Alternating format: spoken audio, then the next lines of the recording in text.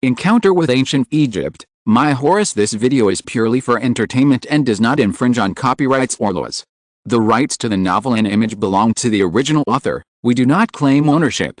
Don't like waiting and want to listen to this fanfic in full now?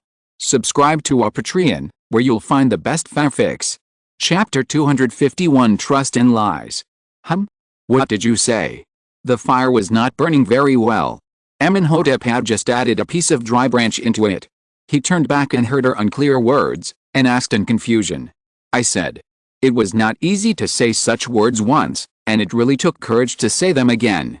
She paused and spoke again. Aksha, what if I am a Hyksos? She said this clearly. Thutmose, who was sleeping not far away, moved his fingertips slightly and squinted his eyes. This made Amónhotep's breathing stagnate and his movement slowed down. The flames licked his fingers, bringing a hint of burning pain. He quickly retracted them and sorted out his thoughts. Hyksos? Why do you ask that? His tone was calm and natural, as if he was just wondering if, she said if, his Yaya might not know anything, just guessing. Did you hear it? Kemet, he called me his dear niece. He said he was my uncle. Her voice was so confused that her eyes turned red at the end, like a frightened little animal. She dived into Amónhotep's arms. Well, I heard it. Her heart gradually relaxed. He smiled knowingly, and gently soothed her with his hands along her trembling back. But yeah, do you believe him? Is he a trustworthy person in your heart? The two consecutive questions made Lin Ya confused. Believe Kemet? No, she never believed him. From the first time she met him, her heart told her that he was a person who could not be trusted. No, if you don't trust him, why did you believe him when he said he was your uncle? Amónhotep touched her tender cheek with his hand and said with a faint smile. But Gunyu also admitted his identity, saying that he was my uncle and a trustworthy person. Lin Ya frowned. Can't believe it? But Gunyu is someone who can be trusted. Gunyu? Her servant who died before? Admitted that Kemet was her uncle? Although Amónhotep was still very calm when thinking about this, well, think about what she said specifically. She frowned and thought seriously about the conversation that day. Under the dim oil lamp, Gunyu told her that he was her uncle and the person her mutt trusted the most. But what did she say at that time? Abo, that's right. The person she talked about with Gunyu is not called Kemet. It was Abo. Then who is Kemet? Where did she hear this name from? It was Rhea. Before Rhea got married, she carefully told her that if one day someone named Kemet came to ask her, she must deny that she was the daughter of Horus. This is Kemet. Apo, Kemet. Thinking of this, her face changed slightly, and she murmured to herself, Apo. When I talked to Gunyu, I was talking about Apo, but Aksha. Isn't Apo really another name for Kemet? After she said this, Amónhotep instantly had an idea in his mind. Now, it's easy. Of course not, he has never been called Apo. Even if you count the name he took when he ascended the throne, there is no such word in his name, Kemet. His full name is Jehsekhara Amónhotep. He smiled and kissed her confused eyes. I didn't lie to you. You can ask other people. Kemet has never been called Apo. Who is called Apo? No one has ever been called Apo. The one that Gunyu mentioned, the one who can be trusted forever, Yaya's uncle, should be the last king of the Hyksos, Apophis, who still has some backbone and blood, and lived and died with avarice. As for Kemet, he is of course one of the uncles, but he is just a stray dog. Can a king who declares himself a king on the run be considered a king? The confusion in her eyes dissipated a little, and he continued, yeah, you know, he killed Gunyu. He is the murderer who killed Gunyu. If he is really your uncle you can trust, why did he kill you and your mutt's closest servant? His words made Lin Ya waver. Yes, if he was her uncle, why did he kill Gunyu? If he was her uncle, why did he use Apo's name? Actually, she arched her body hard in his arms, tears falling down, but she didn't think about these messes anymore. I'm so scared, I'm really scared. If I am really a Hyksos, we can't be together. I will drag you down, and the kingdom will not trust me. We will. There will be no future. The last paragraph could not be said anyway. She didn't want to say such unlucky words. She wanted to be with this man forever and ever. Don't be afraid, it won't happen. We will always be together. He kissed her tear-stained cheeks gently and promised her solemnly, then you. What you said. Is it true? What if? She choked and clenched his collar with her fingers. Yeah, you have to believe me. You just need to believe me. There is no if. There will never be that if between us. He smiled, hugged her shoulders tightly, crushed the doubts in her heart, said to her, and to himself, the person in his arms breathed slowly and steadily. Amónhotep was speechless. Was she asleep? She hadn't slept for a day and a night. The strings in her heart suddenly loosened, and sleepiness naturally overwhelmed her. He didn't know whether to laugh or cry, touched her soft hair lightly, and said goodbye. That's it, you just need to believe me, don't believe anything else. And I only want you, even if I have to tell 1,010,000 lies to keep you, I will not hesitate. In my eyes, you will never be the royal blood of Hyksos, nor the root of the turmoil in the kingdom. You are my Ya, just my Ya, the other half of my soul. Sleep, sleep, silly girl. He gently put her on the sand beside him, offered his arm as her pillow, and hugged her to sleep. Boring. Thutmose smoothed the messy lines on the sand with his backhand, curled his lips, and spit deeply.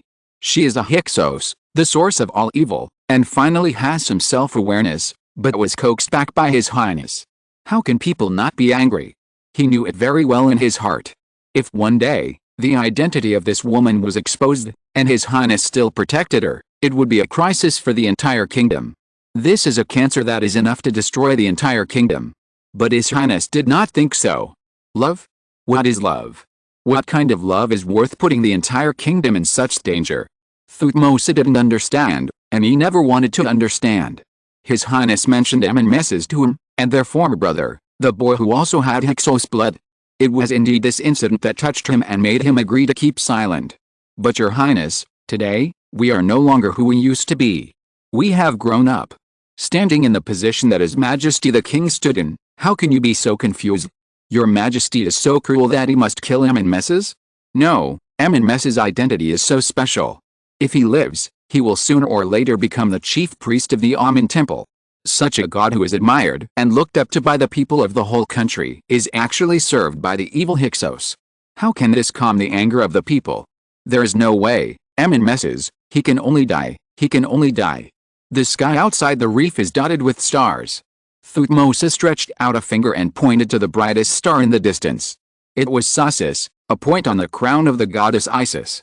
Guardian of the throne, great goddess Isis, please tell me, is my silence correct? Of course a star would not answer him. He paused, sighed softly, and took out the palm-sized metal box from his arms. The smooth surface of the metal reflected the glittering fire. He tightened his grip in his palm little by little. Forget it, never mind. Anyway, this is not something he should worry about. The parties involved don't take it seriously. Why should he worry? With this box, as long as you can open it and find the place it depicts, whoever rebels will be killed. I finally took the time to watch the 3D Harry Potter and the Sorcerer's Stone today. You will never believe it. I bought a ticket and booked the whole theater. Exclamation mark. Just by myself.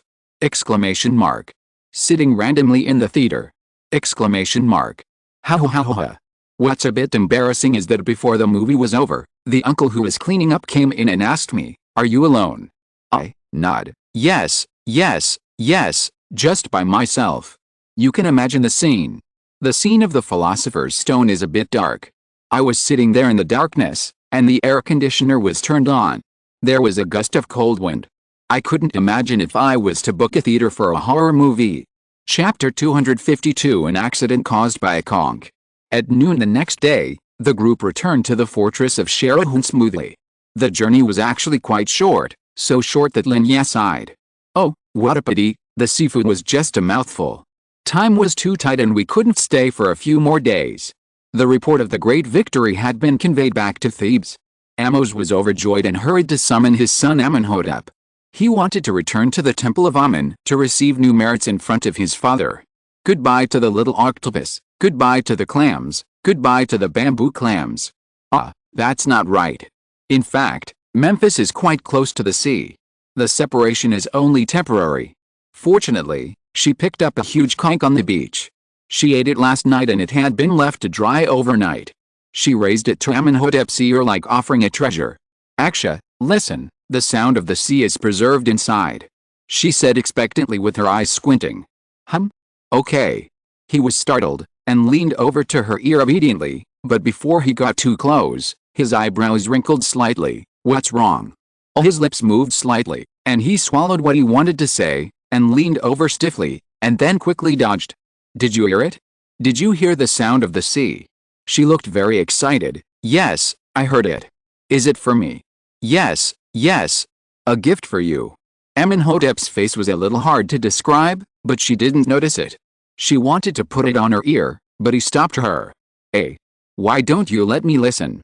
She looked over in confusion and saw him take the conch away and put it aside. He smiled slightly, but his face was a little bit wrong. Isn't it for me? I want to keep it and listen to it myself. Stingy. Lin Ya pouted, watched him put the conch in his box, and snorted softly. Amónhotep shook his head and smiled. He was about to say something but was interrupted again. Your Highness. That thing can't be opened. Come out and let me take a look. It was Thutmose's voice. The box was currently in his hand. They had been studying how to open it without a key, but now it seemed to have failed. Amónhotep had to put down his work, kissed her on the forehead, left a sentence saying I'll be back soon, and turned to go out. The door closed gently, and his footsteps slowly disappeared. Lin Ya rolled her eyes and got up to open his box. Don't let me listen? I will listen. The conch was placed quite carefully, far away from all the other things, alone in a corner, lonely, and looked quite pitiful. She picked it up and put it to her ear. The long-awaited sound of the waves did not sound, but she understood something special. She knew why it was placed so far away, and why he didn't look very good and stopped her from listening. Ugh! What is this smell? A huge smell of corruption and stench rushed to the top of her head, and she almost fainted. No one told her what to do with the meat in the deepest part that could not be dug out, or how to clean it without damaging the outer shell. The broken part inside had experienced repeated ravages of the hot weather and soon rotted and decayed. It was a souvenir? Damn it! The smell was too strong. Even after the convoy left Sarikhan and arrived at Bissam, Lin Ya still felt a tightness in her chest. The smell was lingering, and even the cool breeze brought by the chariot's rapid running did not make her feel any better. Ugh! The chariot stopped urgently, and she stumbled down, holding the handle and vomiting. The red, green and sticky vomit was all over the floor. She felt nauseous again when she saw it. She had to turn her head away and rinse her mouth with 2 gulps of cold water. Only then did she feel better. This was the number of times she had vomited on the way. The whole convoy stopped and started because of her sudden physical condition, which caused some complaints from Thutmose and his generals, but there was no way. If she could, she would not want to vomit if she could hold it back. Only God knew how uncomfortable this constant nausea was. Amónhotep jumped down from the car, stroked her back, worry in his eyes about to overflow. Why is it so serious? Let's go to the town ahead to find a doctor. No, I'm just sickened by the conch. Oh my God, its taste is so unforgettable. I can still remember what it tasted like now. Lin Ya's face was pale, but she still gritted her teeth and refused. She regretted it so much. She shouldn't have been so impatient if she had known. If she had stopped at any other time, she would have stopped, but now so many people were waiting to return to Memphis, and they had to reorganize and set off for Thebes. How could she delay so many people because of her own little matter? Don't force it. It won't be a problem if you stop for a while. The city of Bissam was just ahead. It was just to find a doctor. How long could it take? What could be more important than Yaya's health? Aksha, I said, no, I can do it, I'll just get some fresh air. She pinched her knuckles quietly, and the sharp pain temporarily suppressed the urge to vomit. Believe me, I've never been someone who would mistreat myself, right?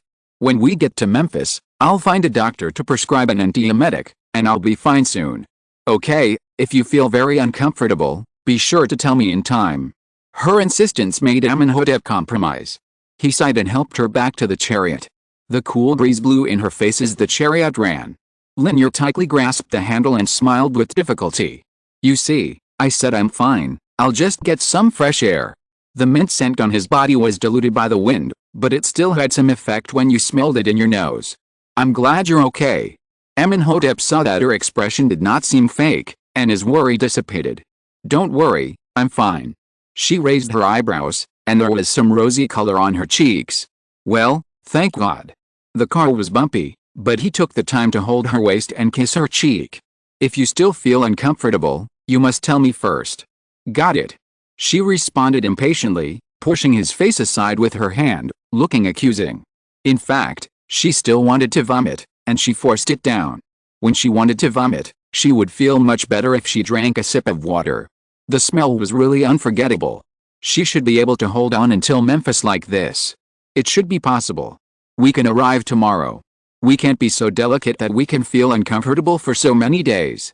If we still feel uncomfortable by then, we should find a doctor to prescribe an antiemetic. Otherwise, with seasickness, we will really collapse. This trip to Thebes is very important. Every victory of Kemet is dedicated to Amon.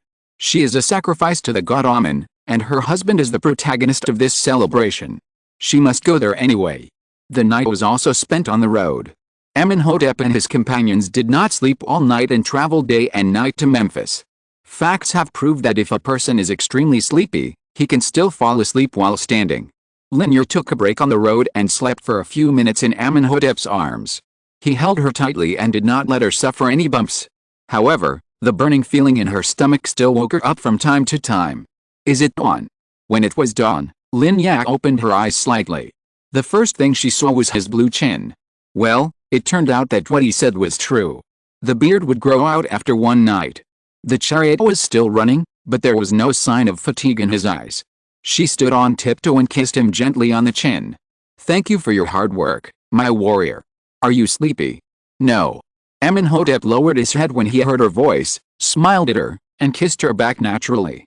This kind of journey was nothing unusual for him, but it was hard for her to follow him, so she could only take a nap in the chariot. Did you sleep well? It couldn't be better. I have a human-shaped pad. She chuckled twice, stood up from his arms, and held the handle herself to relieve him of some of the burden. Chapter 253. Nothing is more painful than taking medicine. It can be seen that she really didn't stop for a moment that night. The flag on the Mephisto gate fluttered in the wind, and the green-skinned pewter on the city wall was faintly visible. She opened her eyes again and had arrived. She walked so fast. Her stomach was still a little uncomfortable, probably because she didn't sleep much and didn't eat breakfast. She endured it and drank a sip of cold water. She felt much better immediately. It would be fine once she entered the city. Once she entered the city, she could make up for the sleep and eat something. She should feel much better. But the fact proved that she thought a little too simply. Tunia and Shabaka finally waited for her and Amónhotep to return intact, and they were so excited that they were about to cry. Lin Ya waved her hand casually, indicating that she would talk about it later. She just wanted to sleep and eat now. She returned to the living room as fast as she could with the most elegant steps. Looking at the familiar big bed, she was so moved that she almost cried. But when I brought her the milk produced by the sacred cow of Dendera that she had to drink every day, she vomited again. No, why did I never feel so fishy before? Why is it so hard to accept this time? For your card, Your Highness. I held the glass of milk and looked at her eagerly. She still frowned and pinched her nose to swallow it, even though it was so uncomfortable in the process. I think I may really need a doctor. After drinking it all in one gulp, Lin Ya hurriedly drank a mouthful of water to wash away the remaining taste, and then she took a heavy breath and breathed slowly. Your Highness, do you still feel bad? I asked worriedly. Did you feel nauseous all afternoon yesterday? It's okay, actually. It's not that bad now. Maybe my body is too sensitive. Go ask a pharmacist to prescribe an antiemetic. She collapsed on the chair with no hope in life and said sullenly, I'll ask a doctor to come and inform His Highness Amónhotep. After saying that, I walked out without stopping, but was stopped by Lin Ya. Wait, don't tell him. He's busy enough. It's not a big deal. Lin Ya paused and said so. He has a lot of things to do. This is just a trivial matter. The doctor came soon and asked about Lin Ya's physical condition. Your Highness just smelled the rotten conch, and now you still feel nauseous and vomiting. Yes. It's a bit embarrassing to say this. She turned her head quietly. It's also a strange thing to smell a conch and get sick. Are you sure there are no other triggers? No, definitely not. I'm usually in good health. He can eat 2 breads as big as his face and a piece of barbecue in one meal, not counting snacks or anything like that, but there's no need to talk about that. Do you feel sleepy or something? Yes. She saw the doctor was stunned for a moment, and then hurriedly added, No, it shouldn't be sleepy. I've been sleeping very little recently, and I'm always on the road, so I'm always sleepy. That's right, I haven't had much time to rest recently. How can I not be sleepy? It would be abnormal if I wasn't sleepy, right? Is your period here, your highness? Comma, how can I answer such a private matter? Question mark. You're a male doctor. How can I answer this?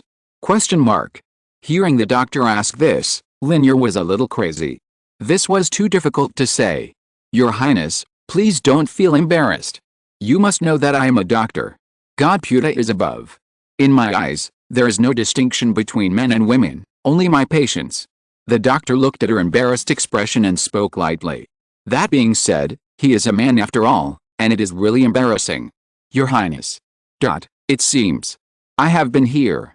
She hesitated for a moment and stammered, forget it, he is a doctor, and there are not many doctors who treat hemorrhoids in modern times. He can't just not treat a disease because it is a heterosexual doctor, right? Thinking so, her face still blushed thoroughly. Your highness, have you offended anyone recently? Probably. No, what does this have to do with the illness? Lin Ya was a little confused. Did someone poison her?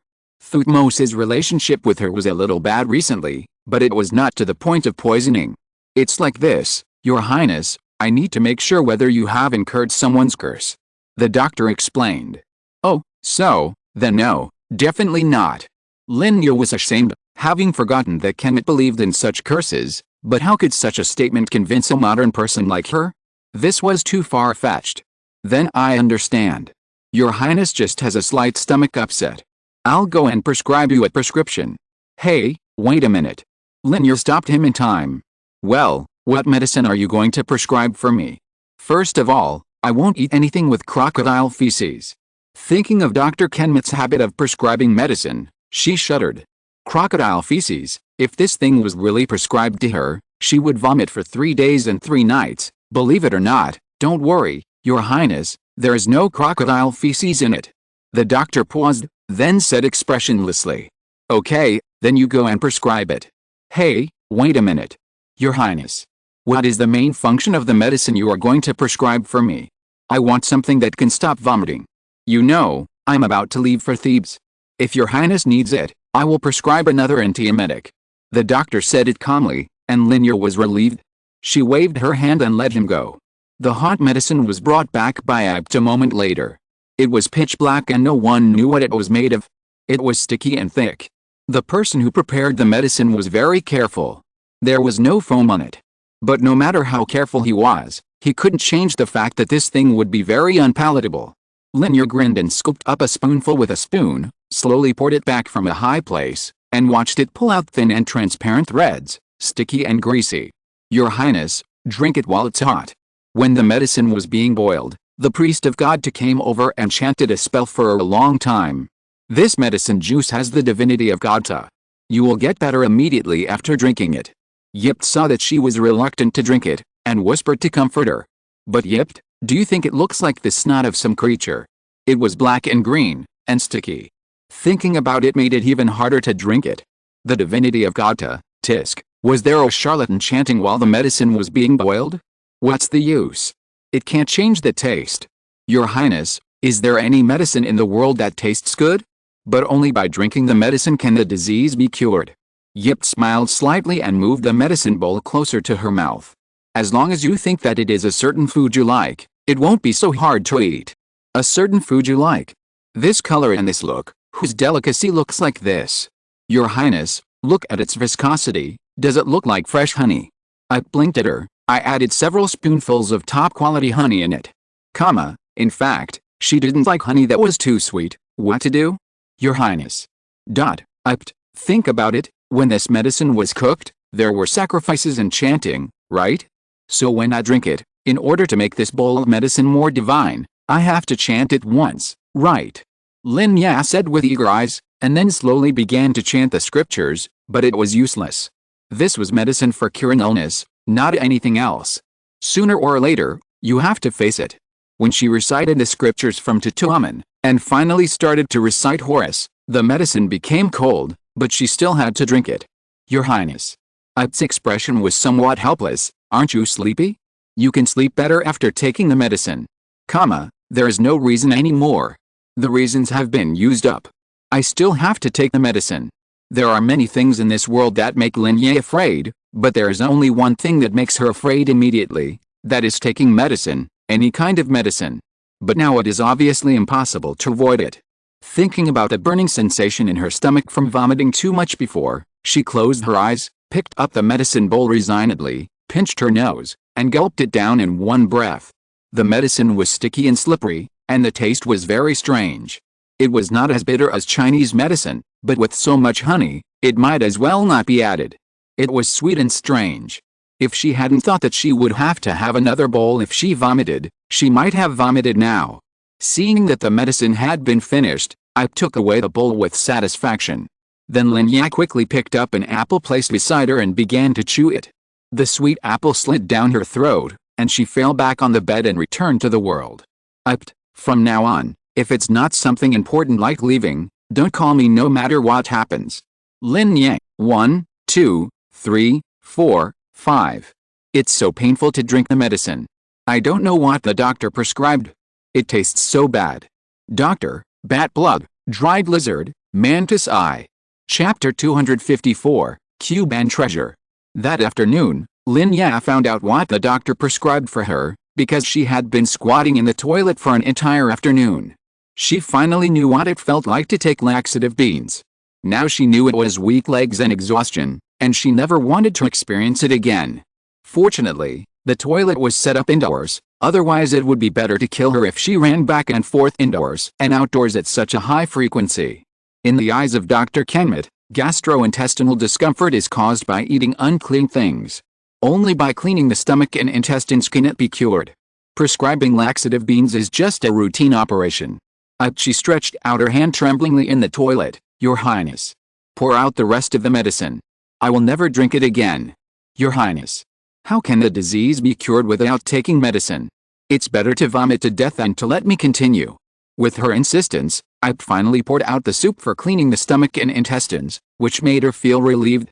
Fortunately, the antiemetic is not an oral type, but a sachet made of various spices. When you want to vomit, just pick it up and smell it and it will be fine. The doctor said that although her symptoms are rare, it should not last too long. By the time she arrives in Thebes, she should be cured. Even so, she was relieved. I think it's probably a stomach flu. It shouldn't last long. The next morning, with the farewell of the priests of the Temple of Ptah, another large ship swayed away from Memphis and headed for Thebes again. It's really strange. The imagined seasickness did not happen. Maybe it was overcome by fighting poison with poison? But Lin Ya was relieved. She was fine and Amónhotep was no longer worried. It was a happy thing for everyone. After several attempts to open the carved box, they gave up completely. It seemed that the only way to open it was to use the key. This was difficult. The former owner of the box had entered the underworld. Those who knew the clues did not know where the key was. It was impossible to find it. If they could not find it, they could not find it. This result was not unacceptable to Amónhotep. Although they could not open it, it did not fall into the hands of the Hyksos. The balance of victory in the war always leaned towards their side. Even without the blessing of this treasure, they were still the winners. Thutmose was quite disappointed. He was a passionate war maniac. Opening this treasure would make Kemet's army even more powerful and capture several important cities in West Asia again. But all this could only be thought of. After all, the key was not found, and its current role was only as a trophy of the Battle of Sheridan, dedicated to Amos. Metal should give people a cold feeling, but this box is not like that. Every corner of it is carved very round, and it feels very gentle when light shines on it. Amónhotep told her that it was made of metal carried by meteorites, and the way it was made was very advanced, a skill that Kemet did not have. Yamos's guess should be correct. This treasure should contain many methods of making advanced weapons. No, for some reason, the first feeling that Lin Ya had about this box was that it was very wrong. The patterns on it seemed coherent, but there was always a mysterious sense of disharmony, as if it was out of place, but it seemed not. For some reason, she took the box off the cushion covered with luxurious cloth, dipped some paint on the table, and transferred it to the paper side by side. This pattern looks pretty when connected together. It looks like some kind of flower, with flowers and leaves, and is quite beautiful. But why does it look weird when it is folded into a box? The keyhole is so narrow, and it seems that I have never seen anything with this kind of outline on Gunyu. Forget it, such a good military expert didn't find anything, so how could she, a little cabbage, find anything? She put the box back in a huff, turned around and lay back on the bed. She felt so sleepy, maybe because she didn't sleep enough recently, and now she wants to sleep as long as she has free time. Yeah, look at how to solve this Rubik's Cube. I've been working on it for so long but still have no idea. She almost made a mess of her roommate Lele's long hair. She was so annoyed. Lin Ya had seen her fiddling with this Rubik's Cube for several days. Lele was a person who particularly liked brain-burning toys, but her brain was a little slow to turn around. She bought a lot of Huarongdao 9 rings and other puzzles, but she couldn't solve any of them. She even couldn't solve a whole box of Tangram puzzles, no matter how hard she tried to put them together according to the picture. The final result was that they were thrown into the trash can. But she loved this kind of thing to the point of being unable to extricate herself, which was speechless. This Rubik's Cube is her new favorite. She has been studying it since she bought it several days ago, twisting it all kinds of ways. She doesn't allow others to give her instructions or say a word. She has looked up many formulas but still can't figure it out. It seems that she has given up. Every time at this time, Lin Ya becomes her savior. She is lucky enough to fiddle with her baby. This may be because Lin Ya is her best friend. She is not talkative, and she won't laugh at her for being stupid. She can't be said to have a talent for this kind of thing, but she can solve most of the problems by following formulas. Well, first you have to put one side together. Lin Ya followed the steps on the browser and turned the Rubik's Cube bit by bit, then restore the bottom edge next to it. Like this, like this, like this. After struggling for an afternoon, Lin Ya finally put the Rubik's Cube together completely and put it back in her roommate's hand. Here you go, it's really troublesome. She stretched and yawned slowly.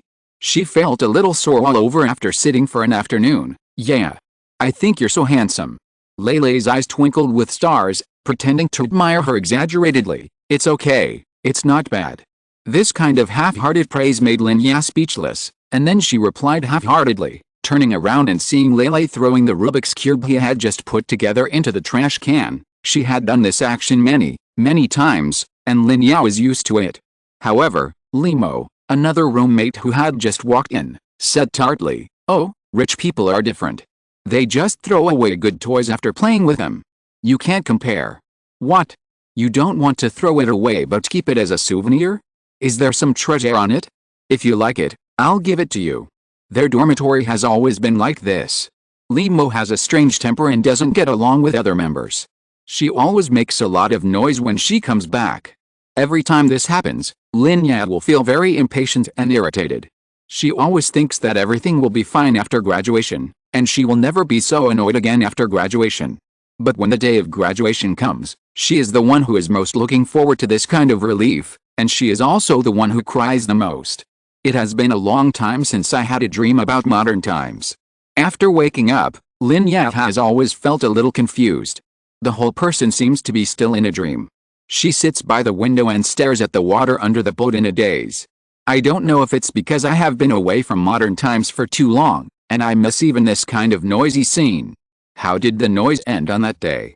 It seems that Limo picked up the Rubik's Cube from the trash can, scrambled it again and gave it back to Lele, betting that she can't solve it in a week. Wait? What did Lele say? There is no treasure on the Rubik's Cube. What's the point of keeping it? Rubik's Cube treasure Rubik's Cube. Lin Ya jumped up from her chair. She thought of it. So that's it. Is it possible that the key that no one knows has no key at all? Everyone wants something hidden in the box. Is it possible that there is nothing in it at all? They all went in the wrong direction? The most dangerous place is the safest, so the secret is actually in the pattern on the surface of the box? Chapter 255 Bidless. I found it. An excited and joyful call interrupted the conversation between Amónhotep and Thutmose. They turned their heads together and saw Lin Ya holding a mess of straw paper floating in the night wind, with a flush of excessive excitement on her face. The wind is so strong. Why are you out here? Aren't you feeling unwell? Amónhotep frowned slightly, and his voice was slightly lowered. Aksha. Praise me.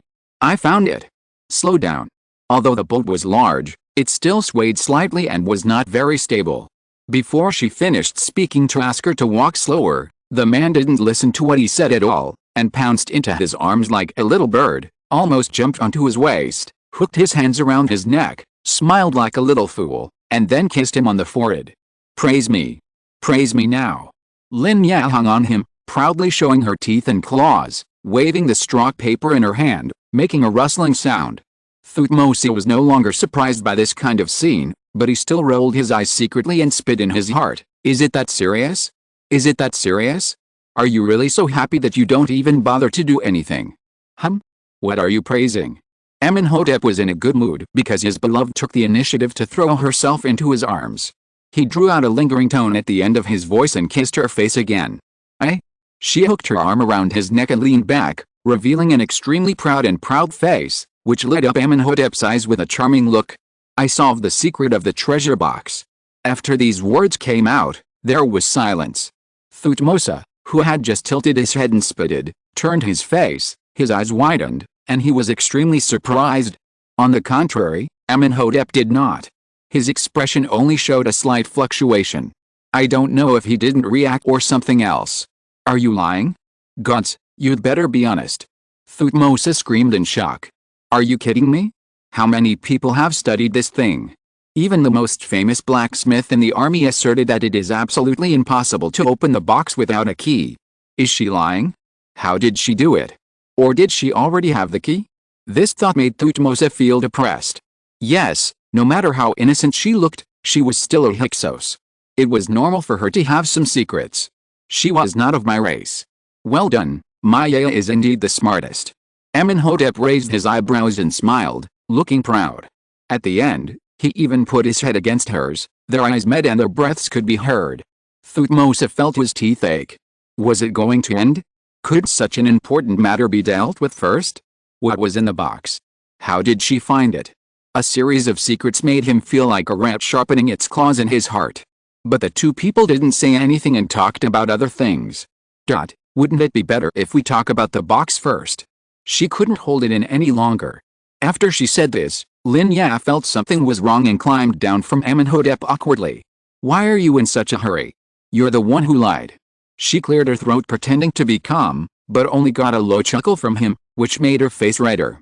She walked to the table where they had just discussed the matter, casually rolled up the drawings on it and threw them back into the box, replacing them with the ones she had brought. Look, the secret is in the box itself. Originally, the shape of the ribbon she had made was a T-shaped scroll with lush branches and leaves and bright flowers on it, but when it was reassembled into a rectangle, it was a map of mountains and rivers. The map was so secretive that if she hadn't accidentally thought of the Rubik's Cube, she might not have guessed it. When the discovery process was told, Amónhotep and Thutmose were silent, and the atmosphere became a little weird. Isn't this a little too coincidental? Thutmose was the first to break the silence. This was too coincidental. She just pieced together a map? How could there be such an incredible thing? But this is indeed a map. Lin Ya said confidently. Mountains, plains and rivers can be clearly seen on it. How can it not be a map? I suspect you just pieced it together casually. Thutmose pouted, messed up the pieces casually, and pieced together a rectangle again. The silence widened, and Lin Ya closed her mouth. There is such a thing in the world. She didn't believe it and pieced it together again, and then she was completely out of control. What kind of genius was the person who made this map? These 6 pieces of paper are a map no matter how they are pieced together? This is too difficult, isn't it? The 3 of them put the pieces together again and again. Finally, after a piece of paper was put together, Amónhotep's fingertips paused, and his expression also showed a stagnation. Map, this time's map. Byblos. Thutmose also stopped, slowly turned his head, and looked a little shocked. This time, the terrain gradually became familiar in his mind. He and Amónhotep looked at each other and saw the caution in each other's eyes. Thutmose hurriedly opened the box at his feet and knocked over the alabaster lamp on the table. The lamp oil splashed out and burned the back of his hand, but he had no time to pay attention to it. If I remember correctly, there was a topographic map of Byblos in it. The map of Byblos was found and compared with a newly put together map one by one. The expressions of the two people became more and more solemn. It turned out that they could match, with almost no error. This map of Byblos was brought back by sailors in maritime trade, and the hill with treasure on the map was the one that produced the best quality cedar wood. This discovery shocked them. The Hyksos were nomads from Western Asia, and Byblos was an important city in Western Asia. If this map pointed to the treasure of the Hyksos, it was 9 out of 10 true. I'll send a letter to His Majesty the King. Okay.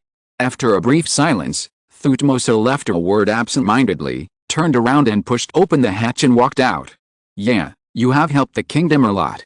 I don't want to help the kingdom, but I just can't bear to see you so busy. Amónhotep reached out and held her shoulders, his eyes sparkled, and a warm smile bloomed at the corners of his lips. His Ya never disappoints people, which makes people feel more proud than solving the mystery by himself. No way. In the end, it was you and Thutmose who discovered something was wrong. If you really follow the map I made to look for it, you probably won't find anything. She felt a little embarrassed by his look, and her eyelashes drooped slightly. Where's Byblos? Amónhotep smiled, changed his position and held her in his arms. She leaned on him and watched his bony fingers stop at a certain point on the map. Remember what I said? That faraway place I will reach one day. Huh? Is it the place mentioned in the navigation diary? Lachinu? Between the two rivers. Her memory was not very good, but she always remembered his words clearly. He once said that he wanted to explore the sea and go to the distant east. Is this Byblos there? No, but it's very close, very close. Byblos is a city by the sea, a little further north along the coastline from Gaza where we went last time. He covered her hand with hers, guiding her to the hills where the treasure was hidden. It produces the best and strongest cedar wood, and also the best pine and cypress oil. The weather there is different from Kemet. Starting from the 3rd month of the pellet season, the temperature there is much colder than the nights in Kemet. You must wrap yourself tightly in your woolen cloak. Sailors who have been there said that at that time, the sky there will have special changes. White crystals will fall from the sky and turn into crystal drops when they touch the skin. The locals call it snow. His voice slowly became soft, like soft feathers, stirring her heart. That must be a very beautiful view.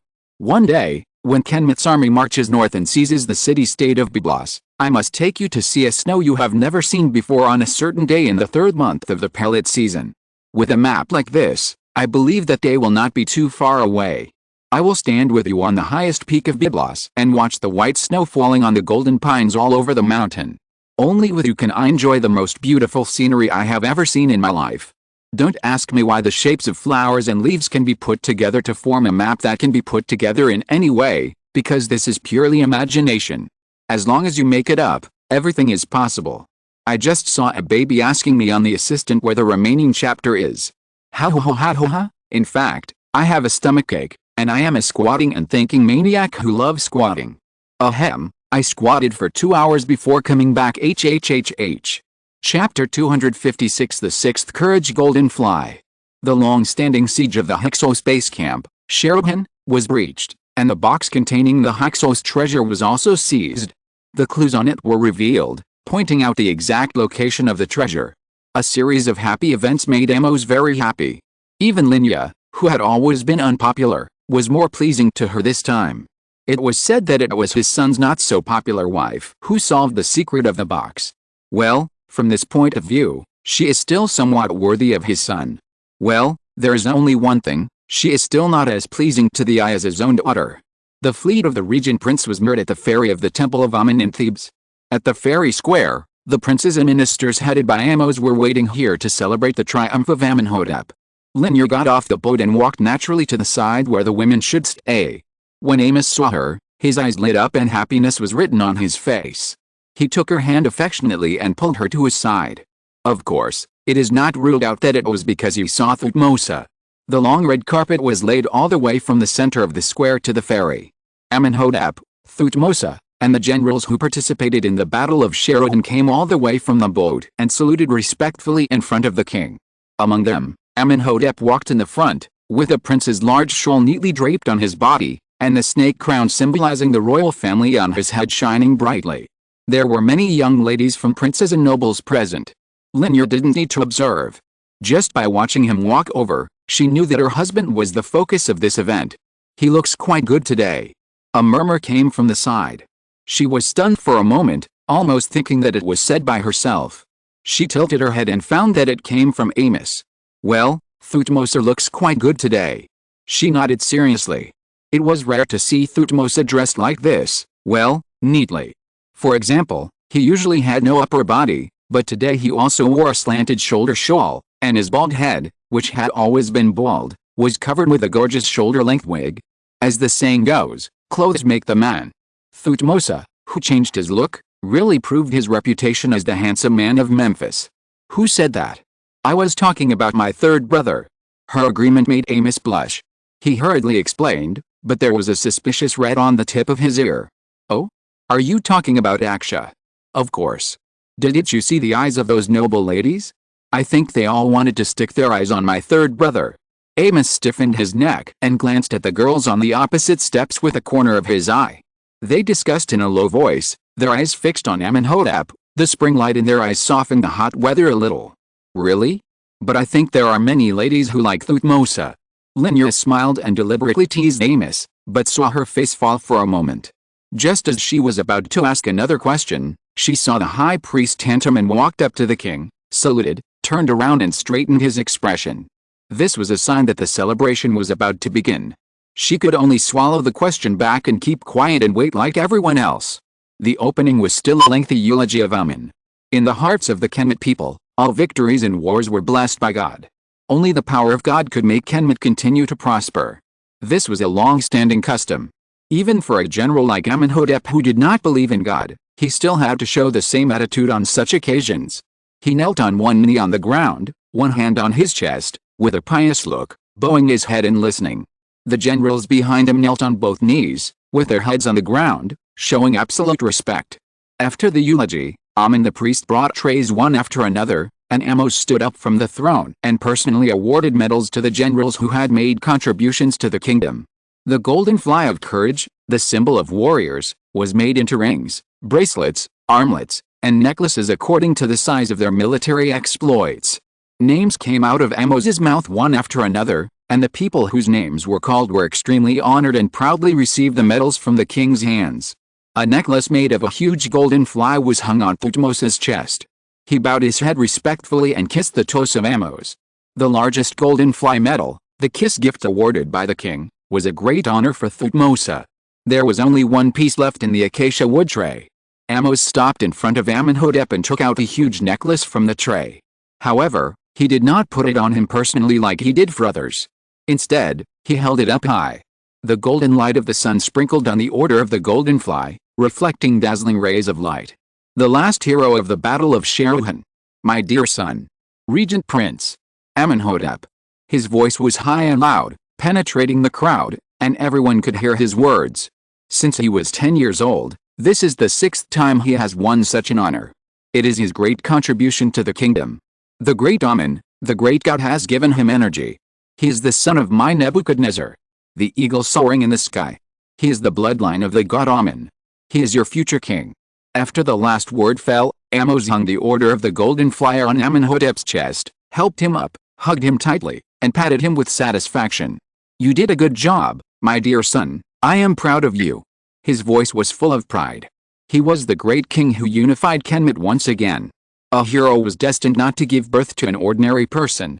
Even though his son Amónhotep had not fought on the battlefield for several years, he could still make such a great military achievement. Thank you, father. Amónhotep curled his lips behind him. One day, his father recognized him like this, instead of comparing him with his dead brother. Waves of applause and cheers rang out from the square. Amos held his hand and stood side by side with him, looking down at the people in the square. My son, one day you will be like me and become the eternal and great king of Kemet. The ceremony of awarding merits ended. Amónhotep followed Amos's footsteps to the depths of the temple. Tantaman and Nefertari, the wife of Amon, also walked with him. Next, he would cleanse himself in the holy lake, and then present all kinds of rare treasures seized from Sharuhan to Amon. The crowd in the square quickly dispersed and began their usual carnival. Amónhotep stood beside Lin Ya and Amos. When the ceremony was over, he just glanced at her indifferently and turned away. His calm appearance was completely different from her usual self. Lin Ya almost felt that she had been replaced by someone else. Hey? What's wrong with her? She quietly pulled Amos' arm. You mean Amónhotep? She has been a lot more obedient recently, just like the fake one. Maybe she is up to some bad ideas in her mind. Anyway, just ignore her. Amos pouted indifferently. Don't talk about her, talk about you. Have you given me a little nephew? She looked at Lin Ya's belly with a smile, and even wanted to touch it. Go away, it won't be that fast. Lin Ya pushed her impatient hand away directly, With an unnatural red face, I said, "What's the matter with you? You have been married for how long? Isn't it normal to have a child?" Amos raised his eyebrows, and pulled back her arm as if he thought of something. "I tell you, I heard what my mut said." Oops. She was halfway through her words when she was bumped by a lady walking towards her. "Don't you have eyes?" She was fine at first, but when she looked up and saw the person opposite her, her face turned ugly and she said something vicious. Her change made Lin Ya pause for a moment, and she looked across the table following her gaze.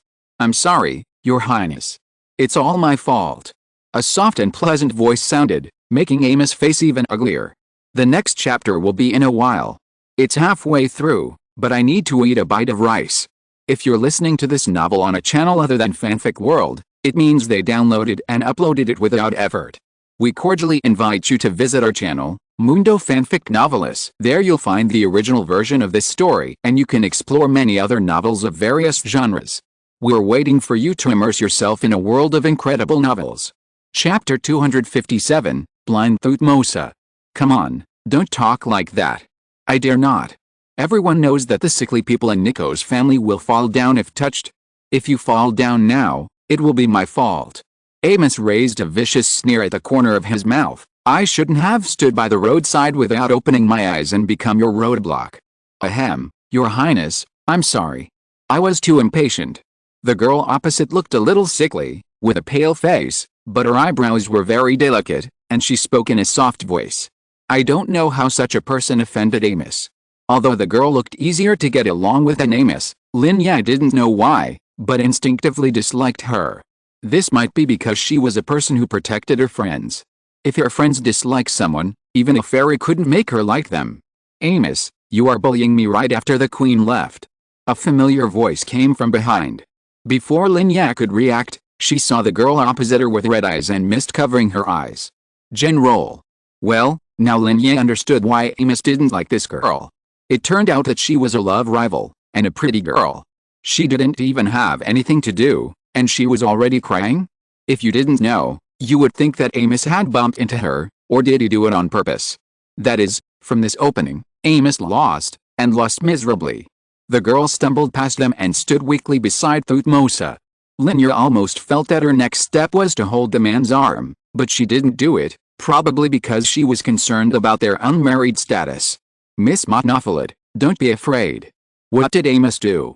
The girl named Amónhotep didn't speak, but her eyes became redder and her voice was low and thin. Your Highness didn't do anything. It would be better if these words were not said." Sure enough, as soon as these words came out, a sneer escaped from the corners of Amos' mouth, and Thutmose's face looked bad too. "Amos, God Amon didn't give you the royal status to do evil. Amónhotep is in such poor health, how can you bully her?" "What if I bully her?" "If you have the ability, come and deal with me." Amos smiled provocatively, stretched out a finger to pick up the golden fly medal on Thutmose's chest and raised it high. "Do you think that you can punish a royal princess just because you wear the highest level golden fly medal and have made great contributions to the kingdom?" She retracted her finger and the golden fly medal fell heavily. "Even so, you are a servant of the royal family, and you will be trampled under my feet all your life. The same goes for the delicate and frail lady of Amónhotep beside you. You are not worth mentioning in my eyes." "Amos, you." Thutmose's eyes suddenly changed. He was about to say something but was pulled by Amónhotep beside him, stopping the disrespectful remarks that were about to come out of his mouth. "Yeah, let's go." Amos sneered, grabbed Lin Ya's arm and turned to leave. Her grip was a little too strong, causing Lin Ya to frown and turn around to look back. "Thutmose, son of the god Thoth? The smartest general of Kemet. What?" Thutmose raised his eyes indifferently. "Are you really smart?" Lin Ya spoke sarcastically, with a hint of meaning. "Look at where you are standing now, think about her position just now. I hope you can think clearly who hit whom, and what is the name of this lady? Her performance was wonderful, and it made me realize that if I do something wrong one day, I just need to cry a few times and someone will pay for it." "What are you talking about?" Thutmose frowned. "Yeah, let's go. We are the royal family. Don't say too much to such people, it will reduce her status." Amos pulled her again. She paused, smiled coldly at Thutmose, and followed obediently. "Amos, what's wrong with you?" The usually lively girl beside her was a little abnormal. Lin Ya held her hand with concern. Don't bother with Thutmose. He's already blind. Why do you care about a blind man? It's not beautiful to be angry. Yeah. After a long time, the girl who had been silent and walked with her head down finally spoke, but with a barely perceptible crying tone. When she turned around, the sound had been suppressed. There was a red circle around her eyes, but she was too stubborn to hold a single tear in her eyes. Such stubborn beauty was much stronger than the weak look of Amónhotep just now. How could Thutmose be blind? I won't bother with him. How long can such a sickly person live? I just feel unwilling and wronged, but what kind of identity and status does Amos have? She has always been the one to be wronged by others. How can she let such a sickly person bully her? Lin Ya understood without her saying more. She rubbed Amos back with heartache, cursing Thutmose for being blind in her heart. They stopped by the water, and Amos sat down against the pillar, fiddling with Lin Ya's fingers bit by bit. It was very quiet here, out of tune with the noisy crowd nearby. Lin Ya slowly raised her eyes and turned to look at the middle of the crowd. Amónhotep and Thutmose stood side by side, whispering something together, probably something interesting. Even Amónhotep's somewhat sick face had a smile, and he lowered his head and chuckled from time to time. They really looked like a very well-matched couple. Her name is Amónhotep. She is also a priestess of the god Amon, from the Nico family. She has had a bad health since she was a child, and she grows crooked, but she is 1,000 times better than me in that person's eyes.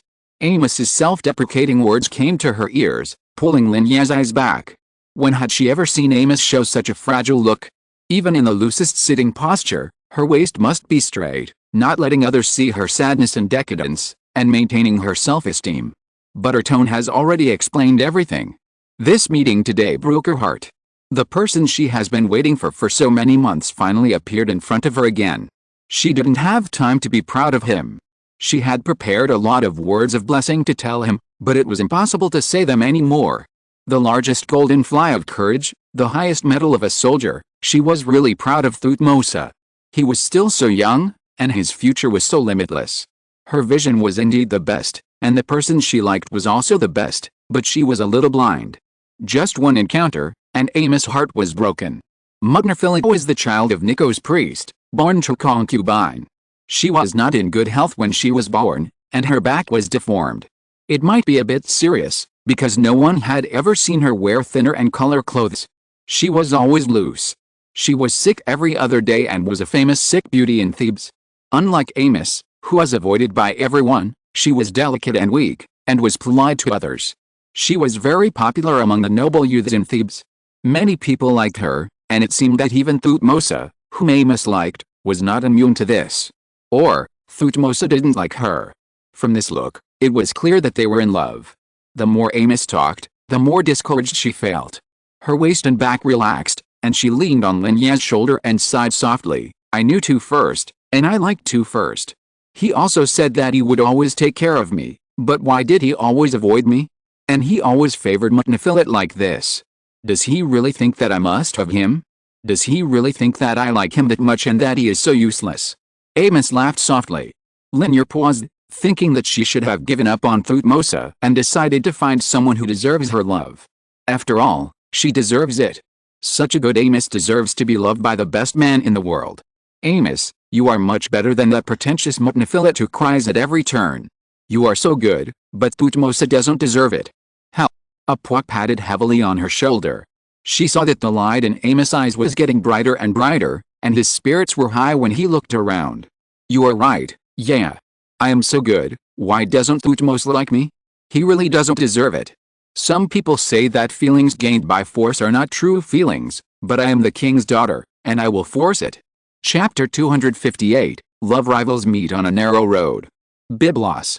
Amos lowered his eyes and pondered. He tapped a few points on the two maps that were very similar.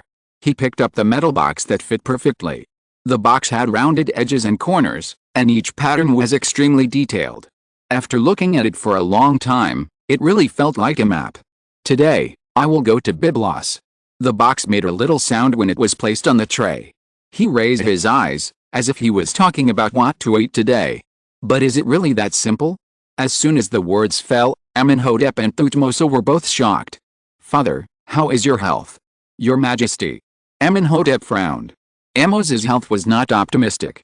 Years of fighting made his joints all over his body creak. How could such a body be able to go on an expedition to places far away and humid as Byblos? Father, if you really want to capture Byblos, I can do it for you. You just need to be in Thebes. Amónhotep, my dear son, you must understand that I am not only your father, I am also the king of Kemet. Amos smiled faintly and patted his shoulder.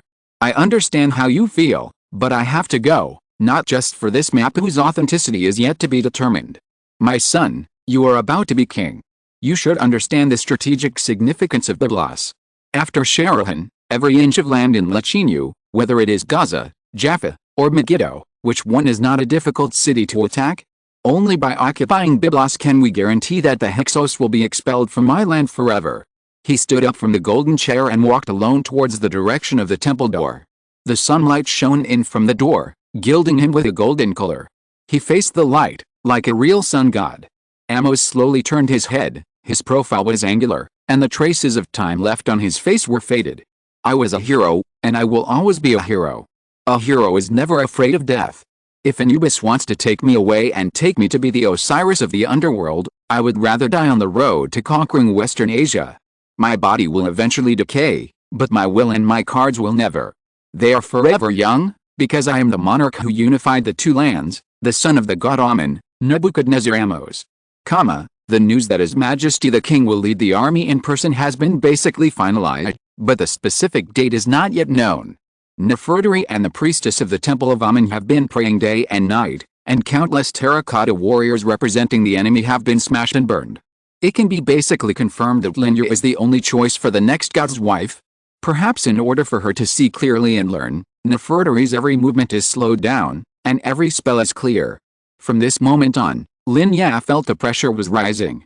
It turned out that if she wanted to be a qualified queen, the knowledge and etiquette she had learned were far from enough. She needed to learn a lot more, such as the powerful force that Nefertari was showing now. Without enough arm strength, she couldn't pull the strong bow, let alone shoot the target with the enemy's face engraved on it dozens of meters away during the blessing ceremony. The huge pressure made her start to work hard. In addition to the blessing ceremony she had to attend every day, she also took time out to learn swordsmanship and archery skills from the court teacher. This was not Nefertari's request for her to learn, but she took the initiative to learn, which made Nefertari look at her more highly and changed her impression a little. Not bad, at least she knew her own shortcomings and was a little motivated. Another day of dusk fell, and after a full day's journey, Lin Ya and Amos returned to the Thebes palace together. They practiced archery in the suburbs for an afternoon. This was a very common thing for Amos, a thing he had learned since elementary school. But it was very difficult for Lin Ya. She didn't even have the qualifications to pull the bow and touch the bow until now. So this afternoon, to be precise, she watched Amos hunting leisurely, while she herself was forced to lift heavy objects to exercise her arm strength. At this time, she really had no strength in her body. There was a little episode on the way back, and Amos still didn't look happy. The reason was naturally because of Thutmose. They met Thutmose in the market. They just walked by, but it instantly ignited the anger in Amos's heart. Of course, he didn't come out to hang out by himself. There was a delicate beauty standing next to him. This person, people who generally know her call her Monophylet. As they strolled along, they commented on the goods on the street. Each of them held a fresh drink in his hand, and ate the sweet dates soaked in plenty of sunshine. Monophylet occasionally picked up the accessories from the roadside stalls and gestured on her body. If Thutmose across from her nodded and smiled, she would buy it. The combination of handsome men and beautiful women, walking on the street, had a very high rate of turning heads. They were a perfect match. This cognition made Amos' eyes red with anger. She held the strong bow tightly with both hands, and the force was so great that the golden decoration on it was distorted. Lin Ya felt that her current state of mind was the same as the golden decoration, and even felt that she would draw an arrow and shoot an arrow in that direction in the next second. In fact, Amos really did so. She sneered and pulled out an ivory arrow with her name on it, and pulled the bow to its full length. The arrow flew through the wind, and Thutmose's pupils shrank, but he did not move. The sound of the arrow piercing the wood was extremely clear. Monophylet turned pale and screamed, as if she was sick. She covered her chest and wanted to hide in the man's strong arms, but she hid in vain. Thutmose pulled the arrow off the wood, and strode towards the direction where the arrow came from with a grim expression. Mugnerfilet was stunned for a moment, then lifted her skirt and followed him. Your Highness Amos, I know you are always domineering, but isn't it a bit too much to intimidate others for no reason on the street today? Mugnerfilet looked at Amos and timidly grabbed Thutmose's arm, as if he was very scared. General, I'm fine, let's just forget it. Miss Mugnerfilet, don't be too scared. Your Highness Amos may just be joking with you, but he didn't know how to act properly. He paused and suppressed his anger. Although he was very angry, he still said a few words for Amos. What happened today might have some bad effects on Amos. An unmarried princess did such a thing. If Mugnerfilet intended to publicize it, then Amos's reputation among the people would basically be ruined. Although he was speaking for Amos, Amos saw a different scene. His eyes became even redder and he laughed coldly. I don't need General Thutmose to say any nice words for me, Mugnerfilet, you are right. I just want to kill you. I just can't stand seeing people like you living in this world. Her eyes were fierce, and Mugnerfilet shrank back again, which earned her another sneer from Amos. In Kemet, where everyone admires the use of force, what right does such a timid woman have? Amos, do you know what you are saying? I am a soldier, I can see clearly that your arrow was clearly shot at the stake. This is why he did not dodge or react. Oh, it missed. Amos said indifferently, and then pulled Lin Ya's arm. Let's go. My third brother is not like some people. His heart is eagerly looking forward to his wife, and his eyes can't tolerate anyone except his lover. In fact, if Amónhotep said this, Lin Ya might not feel so embarrassed, but now it was said by an outsider, and with such naked sarcasm, it was a bit. Thutmose was a little confused by her words, but he had no way to deal with her willfulness. He could only watch her go further and further away. He didn't understand why Amos had to be so willful and why she would miss. Did she always rank first in the archery competition held every year by the noble ladies? Why must you pick on Mugnerfilet? Doesn't she understand how bad a reputation is among the nobility? I really like Amos, but if I were to write another story about Amos, I guess some of the timelines would not fit, and the details would have to be changed, because according to ancient Egyptian practice, Amos had a baby when he was about 13 or 14 years old, which is impossible on a platform that doesn't allow minors to have sex. I like Amos so much. Even his mummy looks handsome. He has curly hair. A handsome guy with single eyelids, big eyes and a heart-shaped face. Chapter 259 Amos's Favor. Amos sent Lin Ya to the entrance of the living hall and left. It was already dark, dusk was heavy, the sun had completely sunk into the mountains in the west, and only the red and black light was left in the sky. Amónhotep had not returned yet. The statues of the king were everywhere on the worship columns, tall and big, casting shadows on the ground. Although there were guards patrolling everywhere, it was still a bit scary. Another team of guards walked past her, and she heard a man coughing from behind the statue, and she was immediately startled. Who's there? There was a human-shaped shadow behind the statue. She shrank back and took 2 steps back. Her shouting attracted the guards who had just passed by. They came over with weapons in hand. Your Highness, what happened to you? There's someone behind that statue. She pointed her finger and heard footsteps again. It's me. You all go down. The person who came was Thutmose. He waved his hand calmly. Seeing that it was General Thutmose, the guards retreated. He stood there and scratched his head. It seemed that he had something to say to Lin Ya, but he didn't know how to start. He wanted to wait for her, so he hid behind the statue again. General Thutmose, if you have anything to say, just say it directly. Some recent events changed Lin Ya's impression of him. It was so bad that she didn't like him very much at the moment. Ahem. Thutmose cleared his throat unnaturally. He did have something to say to Lin Ya, but things have been going badly lately, and what he wanted to say now was some private matters, so it was a bit difficult to open his mouth. Do you know what Amos meant today? He frowned, as if he knew that the question was a bit abrupt, but he had no other choice. He really didn't understand Amos's thoughts very well. What happened today was quite serious. Amos was not very popular, and the woman in front of him might be her only friend, so he came to her. You know, she is a princess, and her every move represents the face of the kingdom. She can't keep being so willful. It's really not good for her reputation. You are one of her few friends, so you should persuade her. He paused and added a few more words as if explaining. Amos was also a sister who grew up under his watch. He sincerely hoped that she would be well and have a happy marriage in the future. Although the king's daughter would not have trouble getting married, a marriage needed more happiness. General Thutmose, forgive me for being blunt. It would have been fine if he hadn't said these words. After he said them, Lin Ya felt that she had refreshed her perception of him and showed a smile that was not friendly at all. If you don't mean anything to Amos, just say it clearly. Do you really not understand, or are you pretending not to understand? Amos likes you. She regards you as her future husband, but you neither agree nor refuse. On the one hand, you let her have fantasies about you, and on the other hand, you flirt with other women. Do you dare to say that you really don't feel anything at all? Amos likes you, Amos likes you. This sentence was like a lightning bolt that struck Thutmose's not very bright brain at the moment, and he was immediately stagnant. Amos actually likes me? How is this possible? She has been making trouble for me and finding faults for me for so many years. How can she like me? She is just a child who wants to find someone who can tolerate her temper and tease her all the time. But her soft eyebrows when she forced herself to eat, her sweet smile when she looked at herself from time to time, is all this really for herself? Because she was angry, she targeted Amónhotep. Because of jealousy, she would rather leave the impression of being domineering to the people today. But how could there be a result between them? Thutmose never planned to get married. Women were just tools for him to relieve the excess energy of war. The word love was too far away for him, and he never thought about it. And he didn't really like Amónhotep. He was a man, and he was also vain. Amónhotep was the goddess in the hearts of all noble children. Being favored by such a woman greatly satisfied his vanity. But Amos, he didn't think about it, really didn't think about it. He always regarded her as his sister and never had any other ideas. She was a princess. She held the power of the kingdom and there was no possibility of marrying out.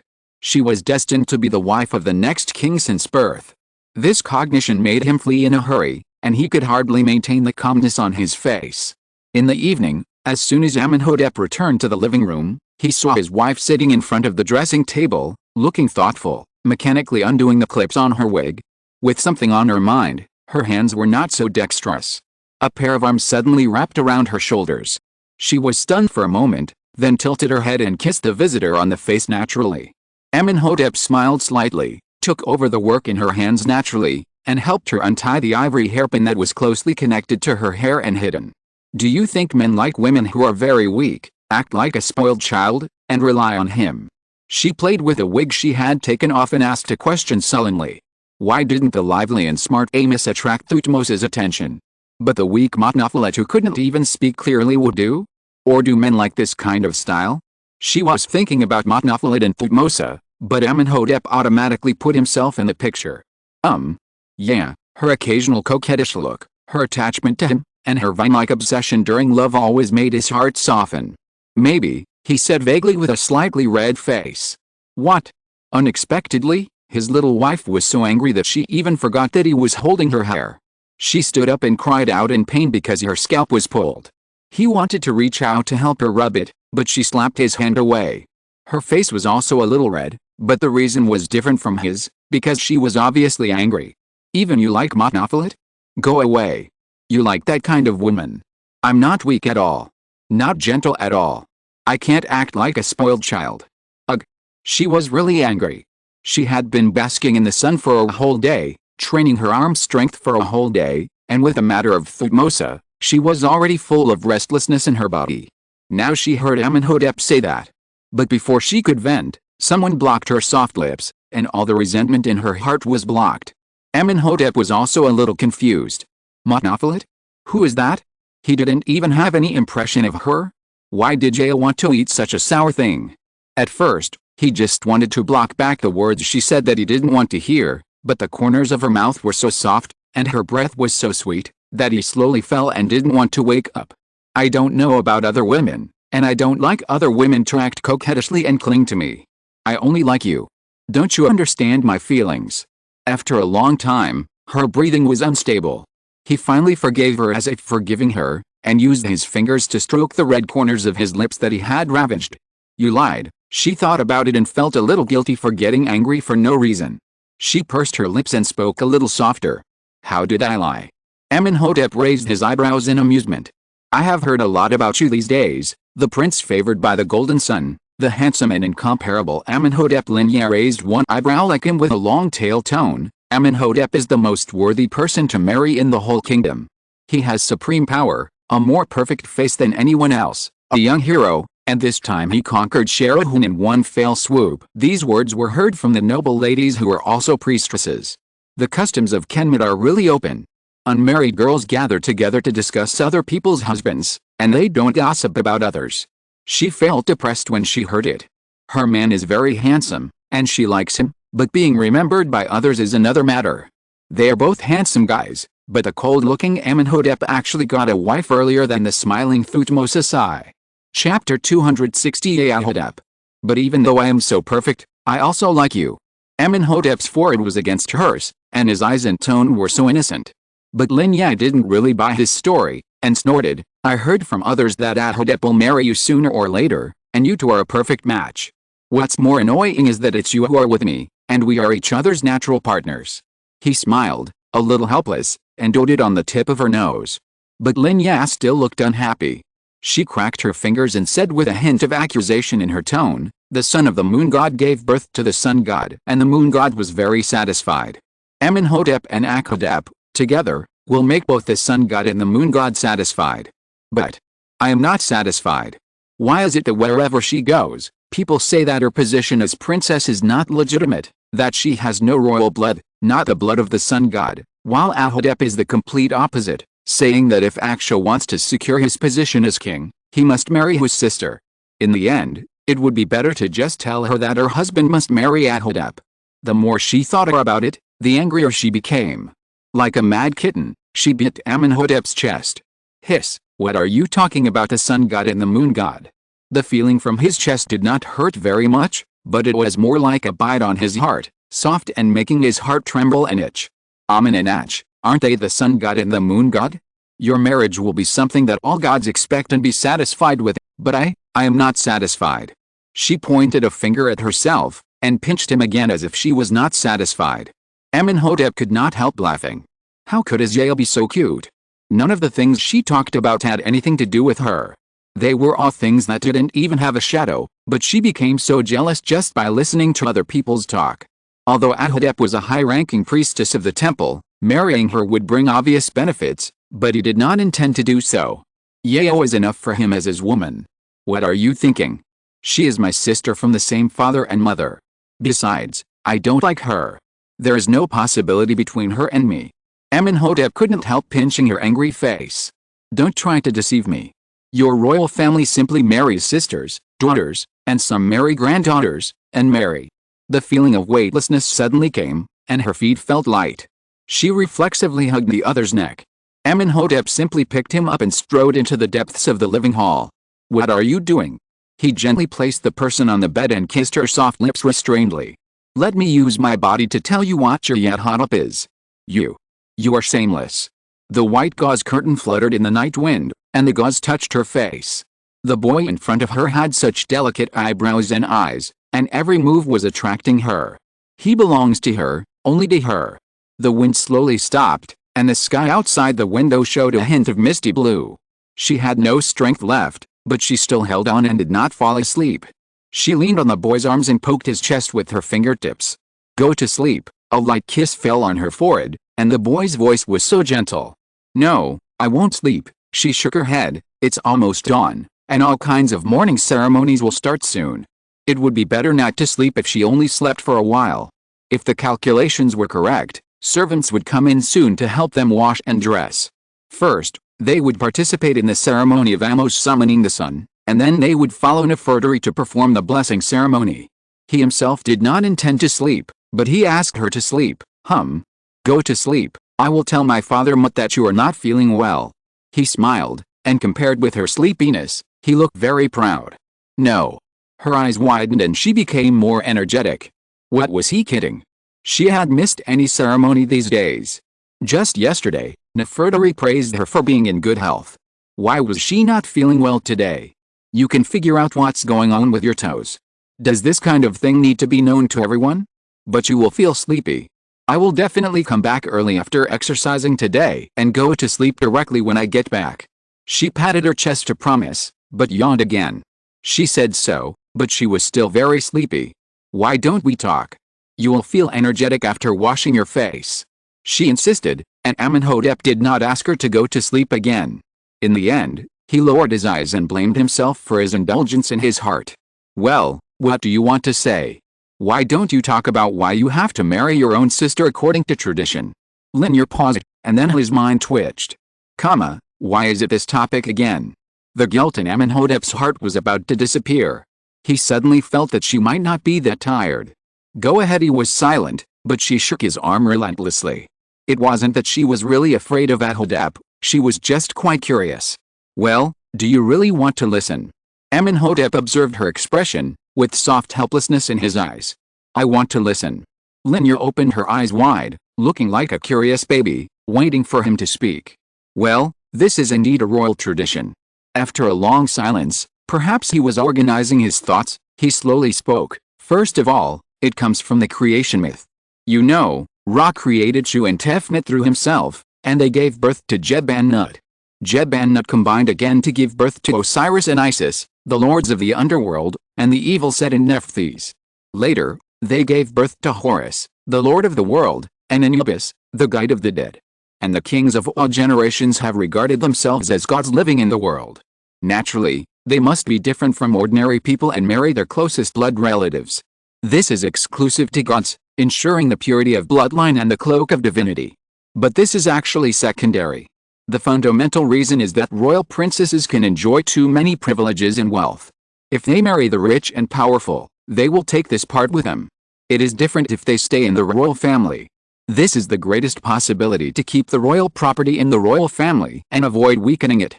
And people like Amónhotep not only enjoy the privileges of a princess, but are also high-level priests in the temple. They understand the operation of the royal family and have certain power in the temple. If she marries the rich and powerful, then if she rebels one day, it will cause a big blow to the kingdom. But there is no need to say this to Ya, lest she thinks too much. But he said a lot, but Lin Ya only understood half of what he said. She blinked twice in his arms. "But what?" "Because it is the royal family, physical health is the most important. The union of blood relatives will cause children to have various unpredictable physical diseases. Because they want to imitate God, they marry their sisters and blood relatives generation after generation? Isn't there a deformed child among them? How risky is this? In order for the kingdom to continue to prosper and stabilize, the health of the king is of vital importance, isn't it?" "Who told you that?" Amónhotep frowned. "The union of blood relatives will cause children to have diseases? But the 4 brothers and sisters are all very healthy. This is common sense." She shouted out of control, but then she remembered that this was in ancient times, and it was normal for him not to understand, so she slowed down her tone, trying to make him understand. "Think of it this way, everyone has some bad physical conditions or other problems, right? And people with the same blood as him will have the same problems as him. If these 2 people combine, then their children's physical defects will be magnified. This is actually a genetic problem, but if she talked about genes, Aksha would be even more confused, so she thought about it and said it in a simpler way. If every melon is the same shape, but one day, the farmer found a crooked one in a pile of melons, he used this as a seed and grafted another crooked vine, then the melons that grow next year will have more crooked shapes, and after a few more years, all the melons will be crooked in shape." She explained this, and Amónhotep understood a little, but he still didn't quite understand. "Melon vines can be grafted?" "Yeah, my parents are siblings from the same father and mother. Do you think I have any physical defects?" Today, Amónhotep was wronged. First, it was because Thutmose and the long-mouthed temple priest ate the hangings, and then his wife thought that his close relative marriage was problematic. Chapter 261 The Secret of Circa. Amónhotep's rhetorical question made her speechless. She would only feel more and more powerless if she tried to say anything else. After all, she herself did not learn biology very well. In addition, she would not understand words like genes even if they were told to her, which made her more and more tired. Yes, Sepal, Amónhotep, Amónhotep, Amos, and the 4 of them were healthy, at least from the outside, it was true.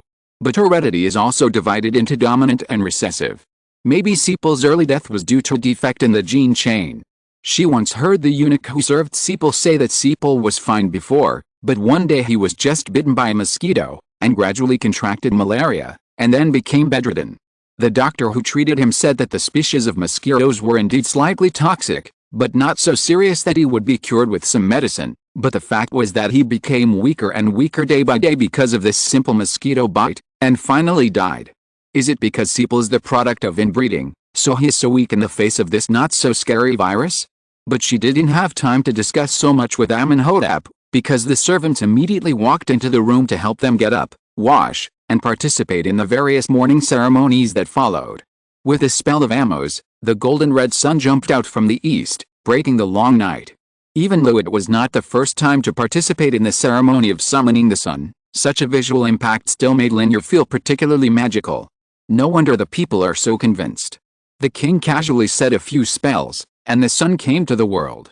That is, if you think about it carefully, it's still stupid. The people of ancient Egypt are quite gullible. If one day the king went to war and was no longer in Thebes, then no one went to summon the sun in the morning, but the sun still came out. What should be said? The sun had already awakened. Lin Ya and a group of priestesses followed Nefertari all the way to the depths of the temple, preparing for the next blessing ceremony. In the innermost part of the deep temple, Lin Ya finally had the honor to enter here and watch Nefertari serve her nominal husband, the god Amon. Of course, other people did not have such qualifications, and in fact, she did not have such qualifications either, but she would soon be the wife of a god, and she needed to understand the work of a god's wife. She stood there with her hands and feet tied, watching Nefertari wipe off the dust on the statue of Amon with a cloth stained with lye. Lin Ya said that it was not dust at all, but more like floating oil. The sweet ointment applied yesterday morning had to be wiped off again this morning, and a new one applied. The statue was not skin, and it would not absorb the oil at all. There was still some dust floating on it and the dead flies that could never fly again after landing on it. This was too challenging to the psychological limit. Wouldn't it be better not to apply it? Just use clean water to wipe. It will be clean and fresh, and it won't stick to any strange things. What kind of brain circuits are these sacrifices? The whole blessing ceremony passed by in Lin Ya's wild imagination. When everything was over, she held Amos's wrist and floated out like a wandering soul. When will this blessing ceremony end? When will the hammering and banging every day end? She complained to Amos with a look of despair. I really can't imagine how many enemy pottery figurines those royal pottery workshops have to make in a day. Are they enough to smash and burn this morning? It's too early, you say it's over. Amos raised his eyebrows and looked at her. We have to wait until father returns triumphantly before we can stop. Triumphantly, there is no war yet. If this war breaks out, it will take 3 to 5 years, and then it will take 3 to 5 years? Thinking of this, her mind was spinning. Don't complain, you don't have to. When father goes to war, won't you accompany your third brother back to Memphis? I haven't complained yet. Amos snorted in dissatisfaction. Is that so? That would be great. When she was in Memphis, Lin Ya always felt that getting up early every day to study was too hard. It was not until she came to Thebes that she knew what hell on earth was. Now she dreams of going back to Memphis and sleeping soundly on her big bed for 3 days and 3 nights. Your Highness. A figure suddenly jumped out from behind the pillar of worship and pounced directly at Lin Ya. Fortunately, the nearby guards reacted very quickly and held her before the man pounced on her. Such an unexpected incident made Lin Ya's heart beat violently. It took her a long time to come back to her senses. She took a look at the person's appearance. The person looked familiar, but she couldn't remember where she was. A woman with disheveled hair was wearing a ragged short skirt with big and small holes on it like it was eaten by moths. It was almost like a rope dress. It was better not to wear it. The woman cried and screamed, scratched and scratched, and the 2 strong guards couldn't drag her away. Your Highness. Your Highness, it's me. Your Highness Tigaya. Please save me. Your Highness Tigaya. Save me. She cried so miserably that Lin Ya was stunned for a moment, her face full of confusion. Amos took her hand and took 2 steps back. Lin Ya waved her hand, and the 2 guards understood and stopped dragging her, easing the restraint on the woman a little. Who are you? She didn't know such a person. Why did she come right up to her? Your Highness. Lin Ya spoke, and her eyes suddenly became bright under her messy hair. She struggled, freed half of her arm, and lifted the hair in front of her face. Your Highness.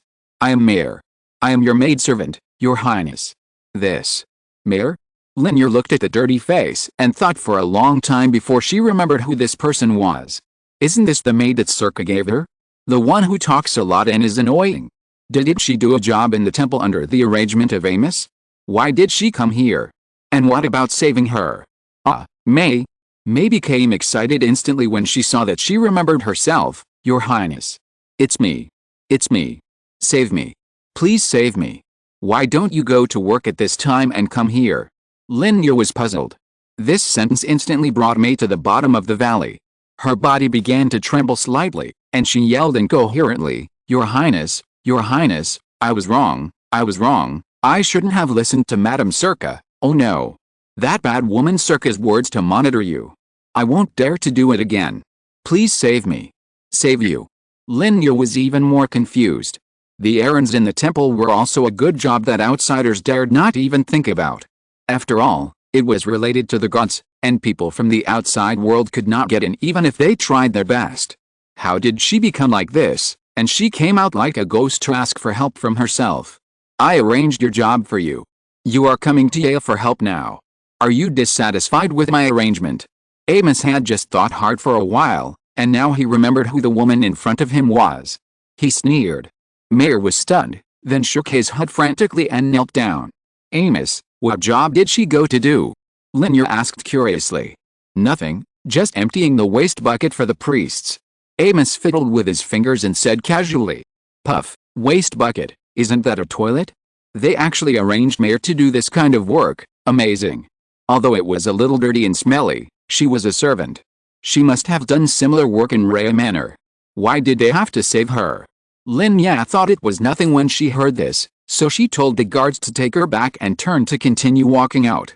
She was very sleepy, but she still had to practice archery, and she only had this short walk to take a nap on Amos' shoulder. Once she got out of the door and sat on the sliding chair, she had to straighten her posture to avoid falling off the chair or losing face for the royal family. Your Highness. No. Please save me. I beg you. I know many secrets of Circa. She once wanted to kill you, Your Highness. Lin Ya's indifference drove Mayer crazy. She didn't want to stay in the temple anymore, not even for a day. Every day in the temple was a torture for her. The job of emptying the sewage bucket was nothing for ordinary servants, but Mayer was different. She was Circa's confidant. When had she ever done such a dirty and smelly job? In addition, her personality was a bit annoying, which made the other servants extremely fed up with her. They bullied and disciplined her openly and secretly. The sewage buckets every day and night, the bread full of sand and gravel, the bedboard soaked with cold water in the cold night, and not having a single piece of clothing to cover her body, everything made Mayer collapse to the extreme. She didn't want to stay in such a place anymore. She didn't want anything, such as loyalty or master. She just wanted to get out of this hellhole. But the person she was confessing to didn't react at all. May thought that the stakes she offered were not high enough, which made Lin Ya feel that she was not sincere. She could no longer care about anything else and shouted hysterically, Your Highness Tigaya. Circa. Circa has never given birth. Chapter 262, Family Disgrace. Circa has never given birth. Mayer's voice was so loud that it woke up Lin Ya, who was about to fall asleep. She came to her senses and turned her head in shock. If Circa has never given birth, then where did Militaman come from? The current location is close to the gate of the shrine. There are already many people nearby, and most of the priests have just finished their morning classes. Her voice is equivalent to revealing Circa's secret in front of many people. Mayer just realized this, and then thought of Circa's methods of controlling people, and trembled with fear. It's over, everything is over. Now His Highness refuses to save her, and she has revealed the biggest secret of her former master in front of everyone. What will be her fate? She collapsed to the ground dejectedly, having lost all her strength without the guards dragging her. You said? Selka has never given birth to a child? Is that true? A pair of white feet and exquisite slippers appeared in front of her, and a slightly hesitant voice sounded in her ears. Mayer's eyes lit up and she got up from the ground. Yes, Your Highness. Selka has been deceiving Lady Rhea and you from the beginning to the end. Everything I said is true. She has never given birth to a child. There is no mark on her belly. She also told her witness as much in person. She couldn't care less about anything. She had already offended everyone anyway. If she chose Her Highness Tia, there might still be a glimmer of hope. There were more and more people around. The priests seemed to pass by this direction casually and slow down their pace. The people were standing outside the temple, waiting to watch the excitement.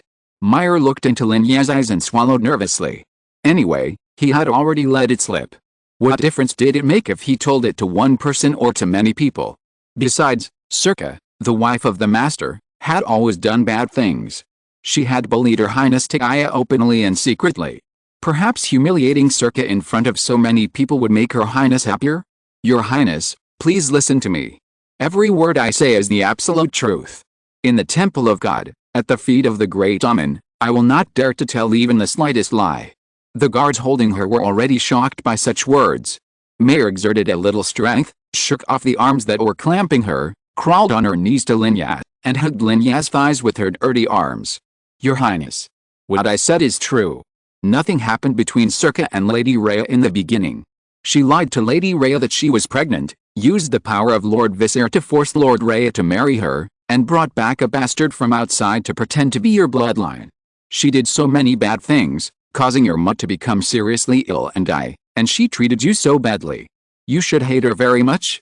I am now telling you all her secrets. Can you save me? Meyer was in tears at the end of her speech. Tears and snot flowed down and smeared the corners of Lin Ya's clothes, but she didn't react. Her brain was a mess. The sleepiness after not sleeping all night made her feel a little confused. She needed to sort it out, and sort it out properly. Militaman was not Rhea's child at all, nor was it Circa's child. She was just an adopted child from outside, so she didn't look like anyone in this family. Circa was in love with Rhea. Did she pretend to be pregnant to alienate the relationship between them when she heard that he was married to Horus? Then she did succeed. However, if this was true, it also verified a problem from the side.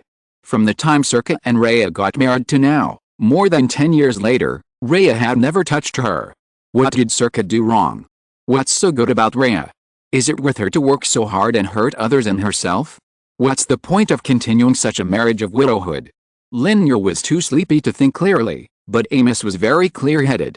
Such news was undoubtedly a huge wave for Thebes. Rhea was Ya's father, one of the only 2 finance ministers in Kemet, and his power and position should not be underestimated. Such anecdotes might affect his reputation in the officialdom. Marrying a wife but only treating her as a decoration, what else could he do if not to cling to the powerful people of Vizier? Rhea was the father-in-law of the 3rd brother, and this might affect the 3rd brother. Although she reacted quickly and immediately ordered someone to drag Meyer away, there was no need to say more about what Meyer had said, and it was enough for everyone to guess. While being dragged, Meyer shouted at Lin Ya, "You must save me." After shouting twice, she could no longer shout, because at Amos's signal, she had been tightly blocked. After several days of arm training, Lin Ya was finally qualified to pull a compound bow with the minimum requirements. Even so, she used all her strength. She raised it tremblingly and shot at the target in the distance. The result was obvious. The arrow missed. Don't think about it. Your father may not be in a serious situation. Amos thought she was worried that Rhea was distracted, so he pulled the bow with her behind her and aimed at the distance. Come on, the arrow is level with your ear, aim at your target, and pull it as far as you can, pull it to your ear, and use force. A whoosh sound of breaking through the wind sounded, and the arrow flew out like a meteor, and finally stuck steadily on the dot on the center of the target. Wow, is this Amos? This is so handsome. Lin Ya was impressed by her archery skills and looked back at her in surprise. Amos, you're amazing. It's a piece of cake. After you practice for a few more months, you can also hit it. However, you will definitely not be as good as me. Amos let go of her and handed back the control of the bow. You try it. Snap. Lin Ya tried her best to pull the arrow to the level of her ear, and then released her fingers. As a result, the arrow still shot off target, flew over the target, and finally fell softly on the ground in the distance. Amos called this a piece of cake? Is this something a human can accomplish? Exclamation mark. She finally realized why Thutmose had such an unbelievable expression after hearing Amos say that the arrow missed the target. Is this a person who can miss the target? Question mark. 4 arrows fell to the ground one after another. Lin Ya threw the bow to the ground in frustration, found a crooked tree to lean on, closed her eyes and resigned herself to picking up the heavy objects used to exercise her arm strength, and lifted them up one by one. You are too stupid. A small shadow fell, and the grass beside her sank. Amos's lazy voice rang out, "Please, Amos. Can't you just treat me as if I have no athletic talent? You have to know that genius is 99% sweat and 1%. Forget it, just pretend she didn't say it. She didn't even have that 1% inspiration. She might be simply an insulator when it comes to bows and arrows. I really should let you go and see Third Brother's archery performance. Maybe when you return to Memphis and go hunting with Third Brother a few more times, you might learn something. Is Aksha good at archery? Of course. Third Brother's archery is one of the best in Thebes. Don't think that he never goes to the battlefield to train. He always wins the hunting competition in Thebes every year. It's just that Thutmose has never participated in such an event. He has always been working in Memphis. I don't know who is better between him and Third Brother." As he spoke, Amos mentioned Thutmose again. Perhaps he was thinking about Mutnaphilet again, and his voice gradually lowered. "Forget it, let's not talk about him. Are you so unskilled because you are worried about your father?" She slapped Lin Ya on the shoulder with a look of sympathy on her face. "Worried about my father?" Lin Ya was stunned, then shook her head to deny. What a joke, would she worry about Rhea? Besides, this is just Rhea's family affair, it is Circa's personal behavior. Rhea is a victim after all, and it can't rise to the point of life and death. What is there to worry about? Really not worried? No. Hey, Amos exhaled slowly, leaning on the tree trunk like a boneless person, picking up the leaves on the ground and tearing them into pieces out of boredom. Your father is quite unlucky. He was deceived for so many years and raised a child for others. In the end, it was obviously a family scandal. Now everyone knows about it and it has become a topic of conversation after dinner. She sighed and sat up straight as if she thought of something. I tell you, the Rhea matter may not be handled properly. Why? Circa can still jump off the wall when he is desperate? After all, he is my father's capable subordinate. He was deceived so much and so many people knew about it. In addition, Circa's child is of unknown origin. It is a serious crime to rob other people's children. This will be brought to court. Chapter 263 Trial. Amos was right. The news spread throughout Thebes at an extremely fast speed that was difficult to suppress. Those who could become priests were all powerful and noble. In addition, the people outside the gate of the temple spread the news widely, both among the common people and the nobles. Everyone was talking about this matter. The biggest secret was leaked. Circa was in a panic all day long, and Melitaman went crazy when he heard the news. He cried and laughed in the room every day. But Rhea, another protagonist, did not show any fluctuations about this matter, as if it had nothing to do with him. "Madam, your letter." The old servant received today's letters from the housekeeper and knocked on Circa's door respectfully. "Letters? What other letters do I have?" A self-deprecating laugh came from inside. The old servant walked in lightly and put the letter on the low table. It had only been a few days since the incident, but it seemed like several months had passed for Circa. The high-quality wig had become frizzy without the careful maintenance of others. She was very thin, with deeply sunken cheeks and drooping eyelids. She lifted her eyelids lightly, touched a letter and untied the rope on it. "Listen to me. My husband, your father Abi, has been implicated because of your stupidity. Poor him, his deeds from years ago have been dug up again, and he hasn't slept well for several nights. He is already so old, and is about to go to meet Osiris. How can you bear to let him suffer like this? You'd better admit your crime, so that the crime committed by your father may be forgotten. He can't stand such torment." "How?" Selka chuckled and threw the letter into the fire, watching it burn to ashes. "This is her family. She still misses her and wants to protect her family. When nothing happens, they love her in every way, but once something happens, they want to push themselves out at the first time. Selka, daughter of Ishalabi, you committed a serious crime in the kingdom more than 10 years ago. Please come to the kingdom court on the second day after receiving the letter." The court took such a family matter to the court, letting the people of the whole country laugh at her failure. The blows she had suffered over the past few days caused her to suffer a mental breakdown, and the arrival of this letter made it even more difficult for her to maintain her calm on the surface. She howled heartbreakingly, "Meyer! Meyer! This bitch! The bastard raised by a bitch! How have I ever let her down? Just for a job, she betrayed me. She put me in such an embarrassing situation. What kind of person is she? She doesn't even think about the fact that without me, she can't even have a little bit of breadcrumbs to eat." The clanking sounds were endless, and everything she could touch was smashed by her. Mutt. Mutt. You can't go in, the lady is in a bad mood now. You can't go in. Bang. Get out. You stupid thing with no eyesight, even you believe that I'm not Mutt's biological daughter? I'm Mutt's biological daughter, why wouldn't she see me? The crying and quarreling sounds outside the house came into her ears, and Circa paused in her action of smashing things, and she was a little calmer. The maid was stunned by the blow and relaxed for a moment. Militiaman took advantage of this opportunity and rushed in. She ignored the pottery shards and broke into the ground. She ran barefoot and left a bloodstain on the ground. She threw herself into Circa's arms and hugged her waist tightly. Mutt. Mutt. Please say something.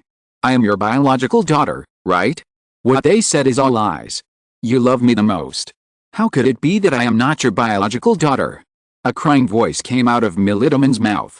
She hugged Circa tightly and did not dare to let go for a moment, for fear that Circa would disappear as soon as she let go. She was panicked. She was really too panicked. These days everyone treats her like a joke. People are saying everywhere that you are not the biological daughter of Lady Circa, nor the child of Lady Rhea, only Miss Tigaya is, so she married the prince and became a princess, and you, Militiaman, are just a bastard whose parents are unknown. She thought she was at least better than Tigaya. Although the other party became a princess, her status was more noble. She was the child of the main wife, which Tigaya would never be able to achieve. But now everything has changed. Her Mutt is just the main wife promoted by the concubine, and she herself is not Mutt's biological child. She has no relationship with the owner of this Rhea manor, and she is not even Rhea's child.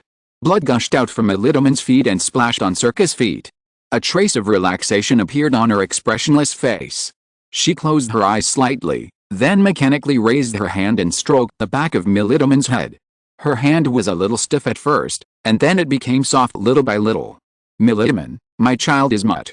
I'm sorry. Circa's voice was still a little hoarse. A tear oozed from the corner of her eye, and finally slowly sank into the wig on her chest along her cheek. Militiaman, Militiaman. In the end, this child who was used by herself still relied on herself so much and sincerely regarded herself as Mutt. But what did she do? From the beginning, the day she brought Militiaman back, she was just a tool for her to disgust Herod. After Herod's death, she trained her into a dirty knife. Under her guidance, she hurt people and did wrong things. She never used her true heart, but she changed the heart of this child. On the second day of the court, Circa walked in leisurely, with delicate makeup on her face, her wig meticulously done, and her best jewelry on her. She was as calm as if it was just an ordinary day. There were many of her acquaintances in this court, including her husband who had been with her for more than 10 years, her father who raised her, and the noble ladies who were on good terms with her on weekdays, as well as the people who came to watch the excitement and spectators, almost crowding the place. However, the expressions of each of them were so familiar, just like how she had looked at Herod before, with contempt and disgust. Among them was even her father, Vizier Abi, who lowered his head and didn't even want to look at her. As Vizier, Abi should have been the judge of today's arbitration, but since this was about his family affairs, Yamas sent another Vizier to deal with this matter. But surprisingly, her husband, Rhea, the victim of this incident, had a blank expression all the time. He was still so calm, and the look he gave her was no different from the past, the same indifference, the same lack of any emotion. What made her feel relieved was that the man's daughter did not appear in this court. Did that bastard even find it boring to see her end? She was right. Even now, Circa still believed that she had done nothing wrong. It was obviously Herod who was wrong. She was the one who knew Rhea first, and she was the one who made an engagement with him first. It was Rhea who did not keep his promise, and it was Herod who ruined the marriage. Rhea, Circa smiled faintly and approached Rhea, standing in front of him, her eyes still full of fascination. So many years have passed, and in her eyes he is still as handsome as the first time she saw him. Time has treated him well, but treated herself poorly. She stretched out her hand, as if to touch his face, but before she touched him, she put it down again. Do you blame me? What do you think? The middle-aged man only frowned slightly. You blame me, but why don't you look angry at all? Sinner Circa, please come forward. The judge's voice sounded at the right time. She looked up and smiled, then continued to walk forward. Circa. Rhea called her from behind, and she paused slightly. It's not me who will blame you, but Herod. You will never repay her even in the underworld. A bitter smile spread across Circa's mouth. This was the longest sentence he had said to himself in all these years of marriage, but it was still Herod. Herod, oh, Herod. What do I owe you? If I owe you a happy marriage, then you, as a Hyksos princess who has everything you want, do you also owe me a husband? Poor Circa ushered in her own doomsday judgment. In fact, she was just stuck in a dead end. She had to pay for her mistakes herself. I believe that some babies have guessed my hidden plot, but you would never think that there is a hidden plot in my hidden plot! Exclamation mark. I am determined to make some drafts, but sleeping in the middle of the night every day is a bit too much, If you're listening to this novel on a channel other than Fanfic World, it means they downloaded and uploaded it without effort. We cordially invite you to visit our channel, Mundo Fanfic Novelis. There you'll find the original version of this story, and you can explore many other novels of various genres. We're waiting for you to immerse yourself in a world of incredible novels. Chapter 264 Blasphemer. Circa confessed her crime very quickly. No one thought that she would confess everything so easily. She admitted to everything Mayor confessed, including murdering the master wife, attempting to drown the master wife's offspring, and replacing the wife designated by His Highness Sepal. There was only one thing she refused to admit no matter what. That was what Mayor said, that her pregnancy was fake, and she had never given birth. As for Militiman's life experience, she held her ground and refused to admit that Militiman was not Rhea's child. It is said that other crimes are much more serious than this one, but she would rather admit to murder than admit this one. The case was suddenly deadlocked. Although the Wetners beside Circa had confessed after being tortured, as the main criminal, Circa refused to admit it, so there was no way to make a conclusion. And her father, Visser, as a noble man, also decided that it would be impossible to conduct such an insulting body examination on his daughter.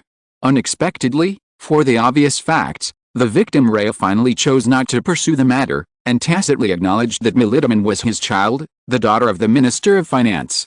Even so, what she had admitted before was enough to put Circa in prison. She deceived the great prince, who had passed away, and attempted to murder members of the royal family. She would never be pardoned. Rhea divorced her afterwards and peacefully ended the marriage they had once had. This ending was not what Lin Ya expected, but it was not unacceptable. Although Circa was not sentenced to death, she would never be pardoned. She could only spend the rest of her life in prison to repent for the crimes she had committed. As for Militiman, as Circa's accomplice, whether she was really Rhea's child or not, she had a stain after such an experience. People in the noble circles of Thebes would always remember her, and she could only live the rest of her life safely as the daughter of the Minister of Finance. The matter of Thebes came to an end, and the day of the expedition came in a blink of an eye.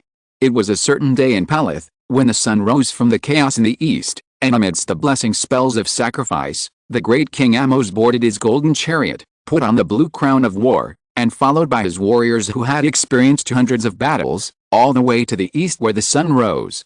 Thutmose was also among the entourage participating in the war this time. Ever since Lin Ya made it clear to him that she liked Amos that day, he became timid and never appeared in front of Amos. Now he was standing on the chariot, following the king's procession. On the streets on the left and right were Amos and Monophylet. He was like a wooden man, with a stiff neck, not daring to look in any direction. After he disappeared from people's sight, the two girls looked at each other, and their hostility met in midair, exploding with crackling flames, but this might be one-sided.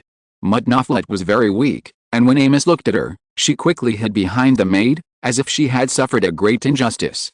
Lin Ya looked at it with great regret. She pulled Amónhotep and said that Thutmose was a scumbag. Not only did he attract bees and butterflies, but he also made two girls jealous of him, and he hid like a turtle. At this point, she felt a little more proud in her heart. Fortunately, her action would never be like this. There had never been any gossip around him, and even if there was, it was one-sided. Amónhotep was not in the march this time, as he had other tasks to perform. He and Nefertari stayed in Memphis and Thebes respectively to ensure stability in the rear and supply to the front. They would also follow the army for a while, but only for a while. Because Amos and Nefertari felt that Lin Ya's prayers were not pious enough, that was why she had not gotten pregnant after such a long marriage, so they asked her to go to the temple of Hathor for another blessing. Pray and pray again. There is nothing wrong with praying for blessings. However, one day, when Lin Ya was wandering around out of boredom, she came to the healing garden. The red and white sacred flowers were in full bloom. She saw the mental patient again. He was limp and listless, and was dragged by two people who looked like priests. His feet dragged on the ground, leaving two long marks as the priests walked. When he walked to Lin Ya's side, he seemed to have resurrected from the dead, and instantly became energetic. "It's you? Do you remember the secret I told you last time?" The man's red eyes were bright, and he stared at her intently. When the priest saw that it was Lin Ya, he was afraid of scaring her, so he hit the man hard, but he didn't react. "I'm telling you. Everything I tell you is good. We will meet again." Again he shouted madly, and couldn't say the last sentence. The two priests confessed to Lin Ya in fear, and took out a handful of small black particles from their pockets and forcefully stuffed them into the man's mouth. He howled and dodged, but his thin body couldn't stand the clamp of the two strong men. In the end, he choked and swallowed. Not long after the particles entered his mouth, he gradually calmed down and returned to his original state. His head drooped weakly to one side, and his eyes were dull. What did he eat? To be honest, the man didn't scare her when he rushed over just now, but the painful look on his face when he ate the small particles really shocked Lin Ya. There was a vague guess in her heart, and she instinctively felt that it should not be a good thing. "Reply to your highness, it's the seeds of the sacred flower. Eating it can calm this kind of patient." "The seeds of the sacred flower? Isn't that it?" Thinking of this, she felt a tingling sensation on her scalp. "Do we have to eat this often? If we don't, we will be in pain." "This is natural, your highness. Only in this way can they stay quiet and stop making so much noise. In order to eat this seed all the time, they will be obedient." A priest answered respectfully. "Do all the patients in the healing garden have to accept this treatment?" Lin Ya paused, and a chill ran down her body. The people in the healing garden were just some mentally ill patients with poor mental health. How could they be treated in such a way that was tantamount to torture? "No, your highness, most of the patients are very quiet and obedient. Only a few restless patients, who are demons possessed by the devil and people hated by the gods, need this kind of treatment." When talking about treatment, the priest smiled slightly, as if she was very satisfied and proud of this treatment method that did not require much effort and could make the patients obedient. "Then, this person is very restless?" she asked with a frown. "Your highness, this man is more than just restless." Another priest spoke up, hitting the man on the head, his face slowly showing disgust. "This is this man. This is not the first time he has run away from the healing garden. No one knows how he escaped. Every time we have to spend a lot of effort to find him. In the past, he only ran to the surrounding woods and reeds, but this time he almost ran to bite us. It took them so long to catch him. It's really hateful." Then why did you go to catch him again?" Lin Ya twitched her mouth. She felt that she might know how this man ran out of the healing garden. It was from the dog hole in the northeast corner that he mentioned. But he was just a mental patient. He ran away, so what? Is it necessary to do this? "Your highness, he is not an ordinary patient." A trace of solemnity appeared on the priest's face. "He is a blasphemer. He needs to spend his whole life in the healing garden of Dendera. This is the will of your majesty and the will of the gods." After saying this, the priest said nothing more and dragged the man back to the healing garden along the path between flowers. Lin Ya was left standing there with a puzzled look on her face. Blasphemer. What is a blasphemer? What did he do? At night, she narrated this bizarre incident to Amónhotep and listened in his arms. "Are you talking about a blasphemer in the healing garden?" "To be precise, he is not a blasphemer. He was my brother Sefer's teacher, Hishinu. Hishinu was a priest of the temple of Osiris and a famous prophet of the time. He predicted the ascension of Amos and the demise of the Hyksos. Amos used to rely on him and would look for him to predict before every expedition. But at some point in the future, for some reason, Hishinu went crazy. He was confused and crazy all day long. His identity and ability were too special, so Amos finally chose to imprison him, accusing him of blasphemy and never let him out." Chapter 265, Recruiting and Grapevines. What happened in the Dendera therapy garden was just a small episode, and Lin Ya quickly put it behind her.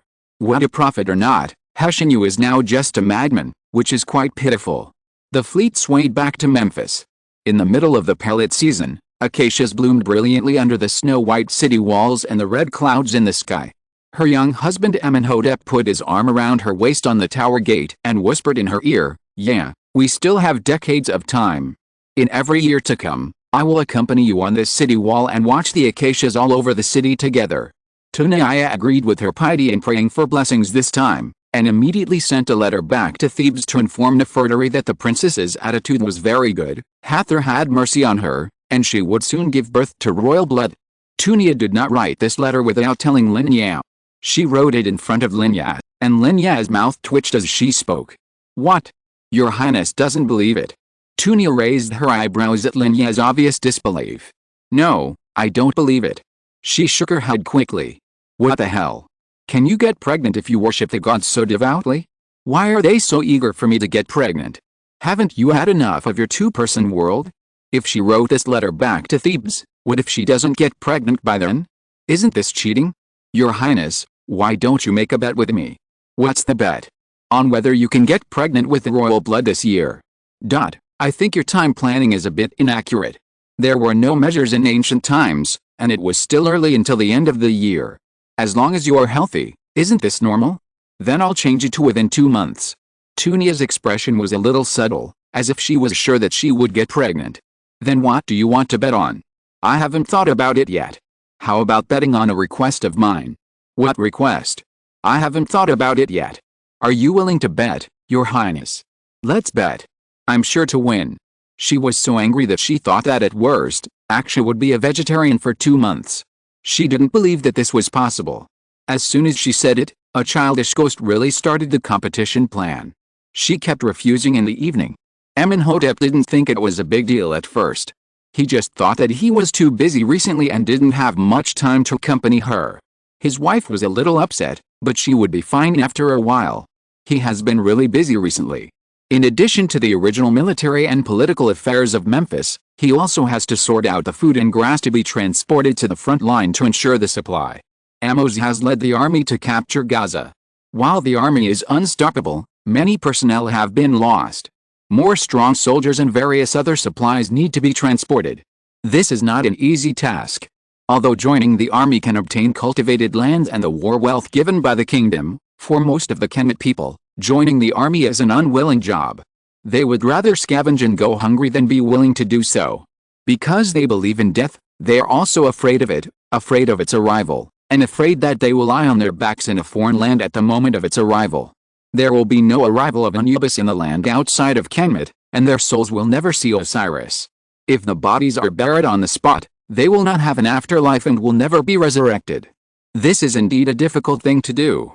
There are already enough mercenaries in the army, Nubians and Libyans, and their loyalty is difficult to guarantee. As they accumulate more and more merits, they will mix into the upper class of Kemet and hold more power. The future prospects are not optimistic. I think even if they don't want to, they can only choose to be recruited into the army. It's not up to the people whether they are willing or not. After another day of unsuccessful recruitment, Amónhotep returned to the palace with a full heart of irritability. There was a shadowy figure under the green vines. He paused and looked at the figure. He felt that the restlessness in his heart turned into morning mist and dissipated, replaced by full of softness. Hey, you're back.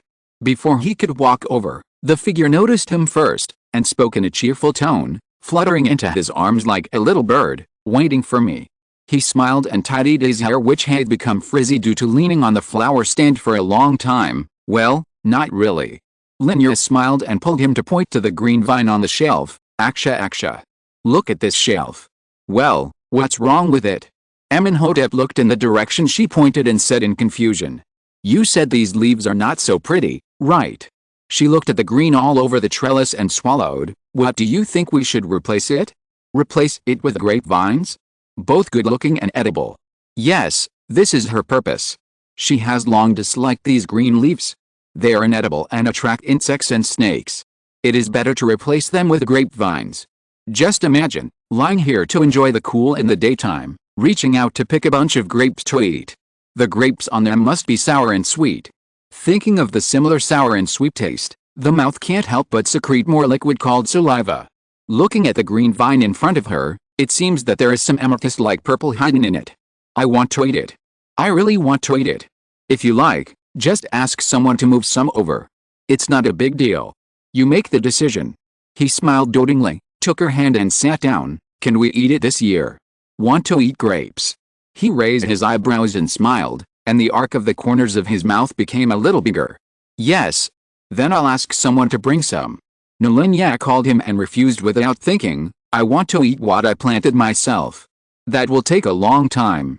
Then I'll wait, she said stubbornly, and Amónhotep curled his lips helplessly and had to compromise. He secretly thought in his heart that he would ask people to go to the grape farm in the suburbs to find some old vines with better varieties and transplant them here. They should have some fruits so that they can be eaten when the Shimu season comes. Are you worried about something? She had been sleeping a little these days and always felt that she couldn't wake up. She reached out and picked at the gem bracelet on Amónhotep's wrist, asking in a confused manner. It's something that's not going well, about recruiting soldiers. Amónhotep didn't intend to tell her too much. In fact, he rarely told her about these unpleasant things, because he didn't want her to be anxious with him. But unexpectedly, this time he just simply asked, and she immediately understood. Oh, you said that, then I know. After saying that, she buried her head in his arms with a lack of interest, began to doze off, and did not forget to touch his face. You don't have to worry, they will be willing to summon you by force. She nodded her head little by little, stumbling to finish her words, and then she fell into deep sleep. She clutched his hanging hairband tightly in her sleep, and occasionally smacked her lips quietly. She fell asleep so soundly so quickly. Amónhotep did not take her words to heart, just thinking that she did not hear what he said clearly. He smiled slightly, picked her up, and sent her all the way back to the bed in the living hall. There was a guard waiting outside the door, with a little joy on his face, as if he had something to say. He covered his lips with his fingers to indicate, kissed the sleeping person on the forehead, and then walked out lightly. What's the matter? Your Highness. We've almost recruited enough new soldiers. The guard's eyes and eyebrows were filled with joy.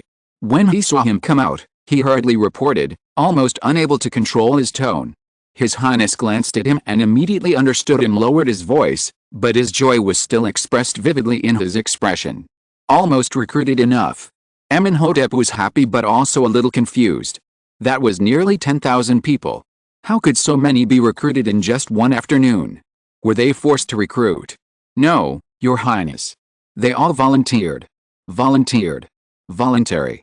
He was even more confused and even wondered if there was something hidden in it.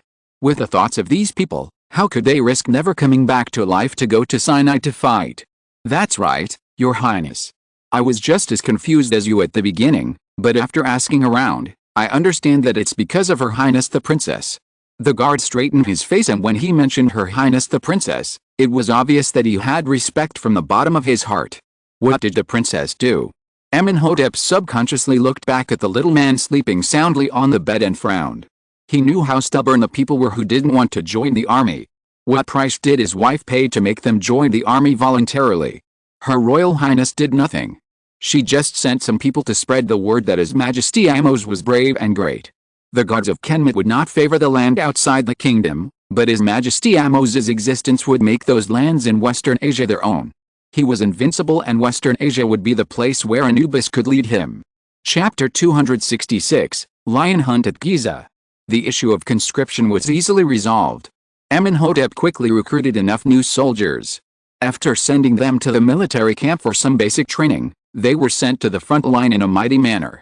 On the morning of that day, Lin Ya was copying scriptures in the living hall. The text on it was long and dull, and she soon began to yawn. Suddenly, her hand was empty, and the red paint left a red mark on the palm of her hand.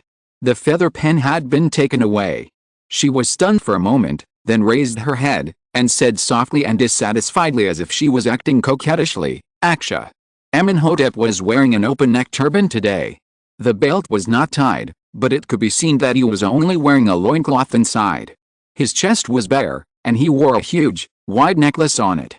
The straps were red, tied into a knot behind his neck, and placed outside the turban. He also wore a blue headscarf on his head, which was unusual for him. He wrapped his entire hair and pressed it with a headband, so that not a single strand of hair could be seen. This outfit is quite strange, but, well, maybe because he is good-looking, it doesn't look out of place on him. To be exact, it looks quite good. This may be God's partiality. No more writing today. I'll take you out to play. He smiled softly and used the remaining paint on the feather pen to draw a touch of red and blue at the end of her eyes. Why are you taking me out to play? She asked the question in a daze, as if she had just woken up after she had already stood on the chariot and the ropes behind her were pulled. Stand still. Amónhotep put his arms around her, holding her in his arms and protecting her tightly. Then he waved the whip. We are going because we want to take you out to play. The chariot immediately galloped away. He was in a very good mood, and his laughter dissipated in the wind and blew far away. Amónhotep had made a lot of preparations for this trip. It took several days to clear up the backlog of official documents, and the things on hand were delayed as much as possible.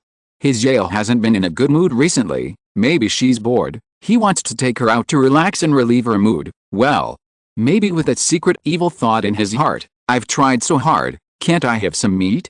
Where are we going? Yellow sand, yellow sand, yellow sand everywhere. They drove all the way to the west. The monotonous scenery made Lin Ya a little bored. Sakura, Giza. Sakura, Giza. She repeated with her eyes wide open. She was a little excited at the time, but she quickly gave up. At first, what place? Going far away? Later, oh, Sakura, I have been to the pyramids of Giza. So, Aksha wanted to take me to see the tombs of his ancestors? It didn't seem right. They were the former kings of the kingdom so long ago. How could they be related to him by blood? Then why go to Giza? It didn't make sense. But when I think of the time when Egypt fever just started, there were European nobles wearing bikinis to sunbathe on the top of the pyramids. I guess this is definitely impossible. Now she can't think about any messy things anymore, because they have arrived. The distance between Saqqara and Memphis is actually very close. It took less than a morning to reach the foot of the step pyramid. All they could see was yellow sand, and King Djoser's pyramid was the only color in the yellow. They stopped here, and Amónhotep took her hand and led her down. Yeah, this is the tomb of King Djoser a long time ago, and it belongs to his mastaba. Under the sun, he held her fingertips and pointed to a point on the top of the tower. Lin Ya's expression was a little hard to describe. Well, did he really come out to take her to see the scenic spots? Is this a straight man? Who wants to see these in the sun? But his next words made all her resentment disappear completely. The boy leaned close to her ear, his voice full of sweetness and lingering. Yeah, they have existed in the yellow sand for many, many years. The King Djoser recorded in history is as far away as 1,000 years from our present time. I never believed in any gods in this world, nor did I believe in any eternity in this world, but they let me see, they made me feel that they will really exist until the end of time, until time disappears. And I believe that my feelings for you should be the same. Should it be so? Lin Ya didn't know whether the pyramids would exist until the end of time, but she knew that after 3,000 years, after thousands of years of wind and rain, they still stood on the Saqqara and Giza plains, never collapsed, and intact. Will their love be like this? The sun above her head didn't seem so scorching anymore.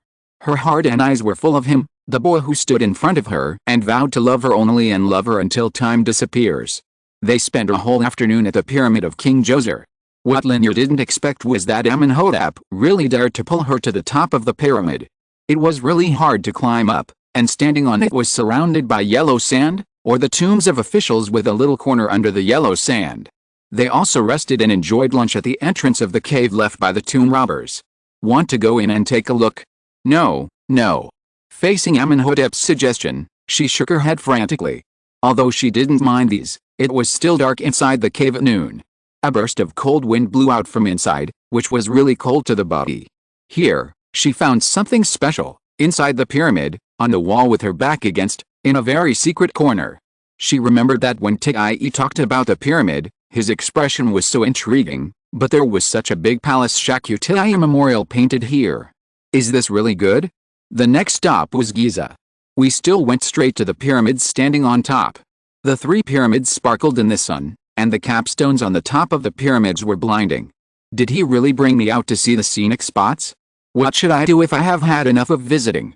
But I never expected that the last program to be retained was not to continue to visit the pyramids, but to hunt lions. Yes, lion hunting. Lion hunting has always been a way for the king to entertain himself. The lion is the king of beasts and is strong and powerful. The king uses this sport to show his courage. And Amónhotep, he is now going to show this skill to his wife? Don't go.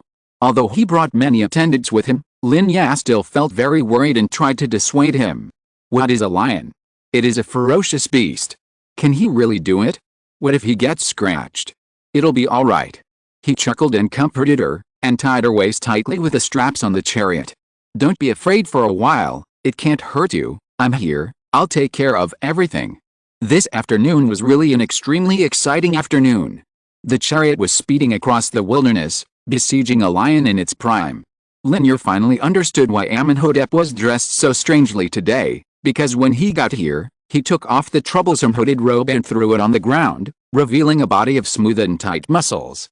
He also saw what Amos said, that the third brother's archery skills were top-notch in the kingdom. When the strong bow was opened and closed, the muscles of the forearms bulged, showing the beauty of strength.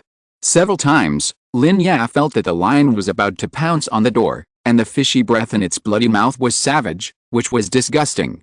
But Amónhotep was not afraid at all. He waited until he got close to the lion and fought with a dagger, hitting it down again and again. The sun set, and the lion could no longer withstand such consumption. The arrows pierced its body, made it unable to continue running. Amónhotep held Lin Ya's hand and pulled a strong bow, aiming at the dying lion. Amos said, "Your archery skills are not very good." His voice was light and shallow, but it did not sound like a mockery at all. "Then she may have forgotten who your husband is. Yeah, come, kill it." His ring remained on her finger, and he slowly loosened his hand. The strong bow lost his power and immediately became a little out of control. The arrowhead shook, and she could not pull the bow with her own strength. "Aksha, I can't do it." "No, you can do it, believe me, aim at its heart, and let go." "No, you can do it." There was a kind of bewitching light in his eyes. She finally mustered up her courage and tried her best to maintain the arc of the strong bow and stabilize the balance of the crossbow. Although the lion was strong, it was already at the end of its strength. It might feel embarrassed to be hunted by a woman. It roared at Lin Ya. The roar startled her, and she lost her strength in an instant. She loosened her fingers, and the arrow flew straight out along with this force. It was more accurate than any arrow she had shot before. It hit the lion's heart. What came to her ears were the cheers of the servants, the lion's dying struggle, and her husband's gratified praise. She did it, really did it. She killed her lion. Chapter 267, Guessing and Waiting. It was almost midnight when they returned to Memphis. Lin Ya showed no signs of being sleepy that day. She was still excited the whole afternoon. She was holding Ip's hand and excitedly telling her how she killed a mature lion. Her eyes became brighter and brighter as she talked, and she was still chattering even when she reached the door of the living room. But suddenly, her voice stopped, and then Ip screamed, "Your Highness." Her Royal Highness the Princess fainted after returning from a whole day of traveling. Such explosive news made the whole palace a mess. Amónhotep was so anxious that he almost grabbed all the doctors in the city to diagnose Lin Ya. However, the illness came too suddenly, and there was no damage on the outside. As for internal injuries, whether it was caused by internal organ damage or curse, no one dared to judge. They could only ask Ip about her diet and daily life over and over again, and walked around the floor. "What kind of disease does my wife have?" After arguing for half a night, no conclusion was reached, which made Amónhotep extremely anxious, with a pair of bloodshot eyes. "Your Highness." "This." Several doctors looked at each other, and one of them with a wrinkled face stepped forward, but did not say anything. "According to the servants of Her Royal Highness the Princess, there has been nothing abnormal with Her Royal Highness recently. Her diet is normal, she has not been injured, and she has not been to places where malaria is rampant. She has a good personality and has not offended anyone. How can people judge this? She just fainted suddenly, but you don't have any way? In this case, what are you doing as doctors?" Such a hesitant attitude made Amónhotep extremely angry. Almost all the doctors present were the most skilled in Memphis, but they couldn't even guess the reason. "If you can't even come up with a conclusion, then don't be a doctor." He curled the corners of his lips, but it didn't make people feel relaxed at all, only endless coldness. The construction site in Memphis is still short of a group of construction workers. Everyone present is a famous priest from major temples. "I think this matter should not be difficult for you, right?" "Your Highness." This is not possible, Your Highness." Several doctors were frightened by this sentence and trembled with fear. They crawled to Lin Ya's bed and observed and discussed in a panic. Only one person was still standing there, thinking, causing Amónhotep to squint his eyes. "Doctor, do you have any opinion?" "It's like this, Your Highness. I have some guesses, but I'm not sure yet. The doctor stepped forward and saluted, raising his head slightly. I need to ask Lady Apt for help again. Okay. Amónhotep nodded in agreement, clenching his fingers. The doctor seemed to have some clues. He hoped that he was not deceiving himself, otherwise. How is your highness's eating recently? How much do you eat? Do you feel sleepy often? Do you remember your highness's menstruation? Is it normal? The doctor's face looked familiar. Apt had some impression of him. After thinking for a while, she remembered that he was the one who prescribed antiemetics for your highness before the last trip to Thebes. The last time she saw him was when he was leaving. She sorted out her thoughts and recalled his questions again and again before speaking. Your highness has been eating a lot recently and is very sleepy. What about your menstruation? She pondered for a moment. It seems normal. It seems. Well, a little. In the last 2 months. Apt is a girl after all, so it is still difficult for her to talk about such things. After a simple description, the doctor's expression changed subtly, as if he suddenly understood. Your highness, the doctor breathed a sigh of relief, with some smile lines on his face. He turned back and said to Amónhotep, your highness may not be sick. Although she fainted, her face is very rosy, and she doesn't look sick. According to what Apt said, I guess your highness may just be pregnant. Pregnant? Are you sure? Amónhotep was slightly startled, and was rarely stunned. Pregnant? Ya is pregnant? Even the other doctors were stunned. Pregnant? How is it possible? They all made their judgment based on the last case of Her Highness the Princess. After so many years of practicing medicine, how could they not even tell whether someone is pregnant or sick? That's right, Your Highness. It's still unclear whether you are pregnant. It will take some time to observe. Observe. Yes, Your Highness. Please ask Lady Apt to bury the barley seeds and the 2-grain wheat in this oil together, and let the princess go to the toilet every day. You don't need to do anything else. If one of them sprouts and grows, it proves that your highness is pregnant. The doctor's eyes wrinkled with a smile. He took out 2 different wheat seeds from the medical box and put them into the palm of Apt's hand, who was still shocked. When the cool fingertips touched Apt's skin, she recovered from her extreme excitement and retreated with excitement. She wanted to find the most exquisite vessel to hold the seeds full of hope. And Amónhotep had just calmed down from this uncertain possibility. No, if it was just pregnancy, why would Ya faint for no reason? Is there another disease, or is it because of this child that will be bad for Ya? His fingertips were pinched blue and white in the palm of his hand. He asked the doctor this question and made a difficult decision in his heart. If it was really that Ya's current body was not suitable for giving birth to a child, so this situation occurred, then this child would be fine. As for his father, he would think of other ways to shirk responsibility. Your Highness, this is not unusual among pregnant women. The princess may have fainted suddenly because she went out to play all day today and lacked sleep. It has nothing to do with the little princess. There was no need for the doctor to say anything. Other doctors had already gathered around, as if to make up for their mistakes, and they all spoke at once. Then when will she wake up? Your Highness, don't worry, the princess is just sleeping and will wake up as usual tomorrow morning. Amónhotep was relieved after hearing this, and he rewarded them with some things and sent someone to send them back to the temple. He calmed down and sat by Lin Ya's bed, holding her warm fingers. His eyes slowly fell from her rosy little face to her lower abdomen, with a complicated look in his eyes. Is Ya pregnant? Is he going to be a father? Why does it feel like everything is in a dream? She is so slender, and her belly is so flat, but there is a little life inside. It is his child, his and her child. Apt held a shallow basin made of alabaster and walked into the palace carefully to set it up.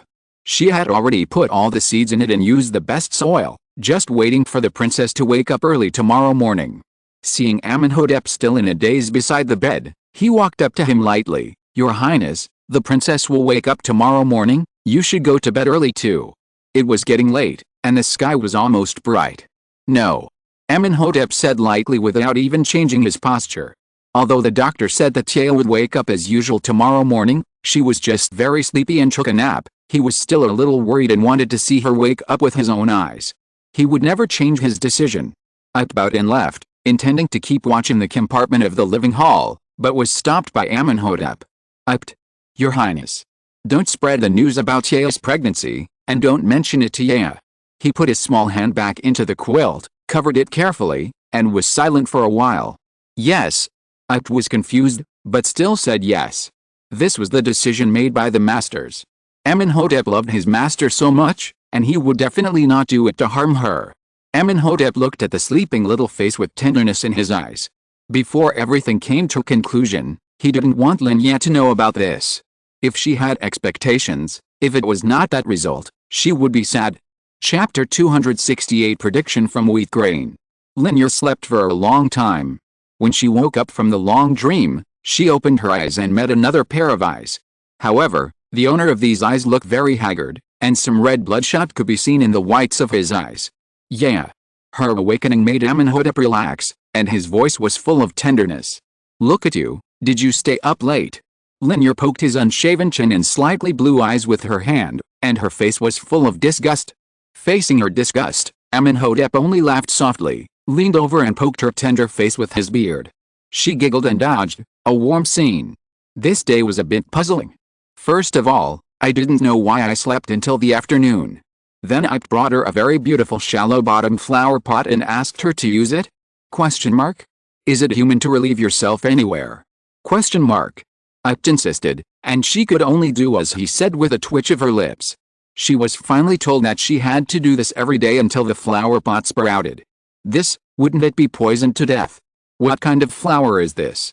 Need to be raised like this? Do you really think she is a walking farm fertilizer? This was just one of the reasons that made her collapse. Ip's usual care was very considerate, but now he was too considerate. He wouldn't let her touch anything that was slightly dangerous, and the way he looked at her was also very strange, making her feel like she was some fragile treasure, or a national treasure. In the evening, she ate fruit under the flower stand as usual to enjoy the cool air. The fruit of Kemet had plenty of sunlight and high sugar content, so the taste was particularly refreshing in the mouth. It was even more leisurely in such a cool place, so comfortable that people wanted to sigh. But soon, she didn't feel comfortable anymore, because she saw the eyes of the maids who were sweeping nearby looking at her. They always glanced at her in the gaps between work, and shrank back when she noticed them. The next moment, they gathered together with other people around them, as if they were talking about something. But it was different from Ip's weird look. It was a look of regret, as if she would not live long. In fact, only a few people knew about her possible pregnancy. For the other people in the palace, after experiencing Sepal's illness and the princess suddenly fainting on the ground, they were all wondering whether Her Royal Highness had also contracted some disease and was about to leave the world. That was such a pity. His Royal Highness Amónhotep and the princess were still very affectionate. She was frightened by this kind of stare, and she only sat for a while before returning to the living room in dejection. Returning to the living room was the beginning of a new round of confusion. Amónhotep's care was even more meticulous than Ip's. His bows, crossbows, darts and other weapons in the palace were all put away, and the angular furniture disappeared without a trace. The look in his eyes was soft, and the tone of his words was gentle. It's a mess. Everything is a mess. Is everything crazy? After spending a few days in such a confusing daily life, the delicate flower pot that Ip saw as an eyeball finally sprouted a thin and pitiful little root. Lin Ya saw Ip's face change immediately. It was an indescribable look of ecstasy. What grew is barley. It's barley. Ip cheered and even danced around the poor and weak grass. What barley and wheat? She was confused. Such a beautiful flower pot is not planted with flowers? Why is he so happy about growing a barley? Aren't there barley everywhere in the fields by the road? Your Highness. It's barley. It's barley. Ip ran over with a happy face, hugged the flower pot tightly, and even moved closer to her. Thinking of what this flower pot was watered with, Lin Ya's face changed, and she quickly shrank back with a look of horror. But Ip didn't seem to explain too much to her. She ran out with the flower pot in her arms, talking about barley. Is this world really a fantasy? There will be no food at the end of the world? So she was so happy that a barley seedling had grown? Not long after she was puzzled, another heavy and fast footsteps sounded. She looked up blankly and saw Amónhotep, who also had an ecstatic look on his face, striding in and coming in front of her. He stood in front of her, trembling slightly with excitement, and he didn't know where to put his hands and feet. After a long time, Amónhotep squatted down, put his big hands on her knees, and the tenderness in his eyes seemed to overflow. Aksha, what's wrong with you? Yeah, you are pregnant. The two sentences fell at the same time, and Lin Ya's face was instantly dull. She widened her eyes in disbelief. What did you say? Aksha. No. Don't lie to me. This kind of thing is not funny at all. Today is not April Fool's Day. Yeah, I didn't lie to you. You are pregnant. Your belly is now nurturing our child. His eyes were bright, and it was the first time that Lin Ya saw him show such an expression. I'm pregnant. Yes, you are pregnant. You didn't lie to me. I didn't lie to you. Comma, a series of affirmative sentences hid her head. Her eyes fell on her lower abdomen in a daze. Her heart was completely tranced and incredible. She is pregnant? Going to be a mother? There is a little life here? But why doesn't she feel anything? Wait, is it possible that the previous vomiting was not because of the quunk? But because she is pregnant? No, Aksha, we may not be able to give birth to this child. Suddenly she thought of something, and there was more fear in her eyes. She took medicine during the pregnancy.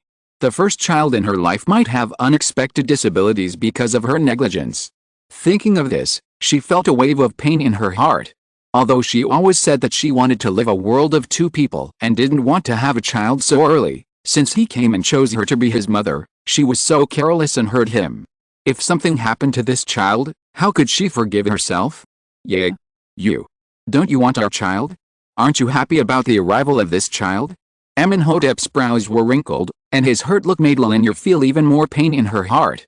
Aksha, I took medicine before. This child may have a disease and he may be disabled. She looked at his face and choked up. After all the words fell, tears also fell like beads with a broken string. Amónhotep's brows relaxed, and his hands turned to cover her face, gently wiping away the water droplets on it. The doctor told me that her child will be fine. What you took before was just a very common medicine. It won't hurt him. Really? Really? The doctor had already told Amónhotep what medicine she had used before and what symptoms she had experienced. There was nothing in the prescription for cleansing the stomach and intestines that would harm the child, so the child would naturally be healthy. So do you like boys or girls?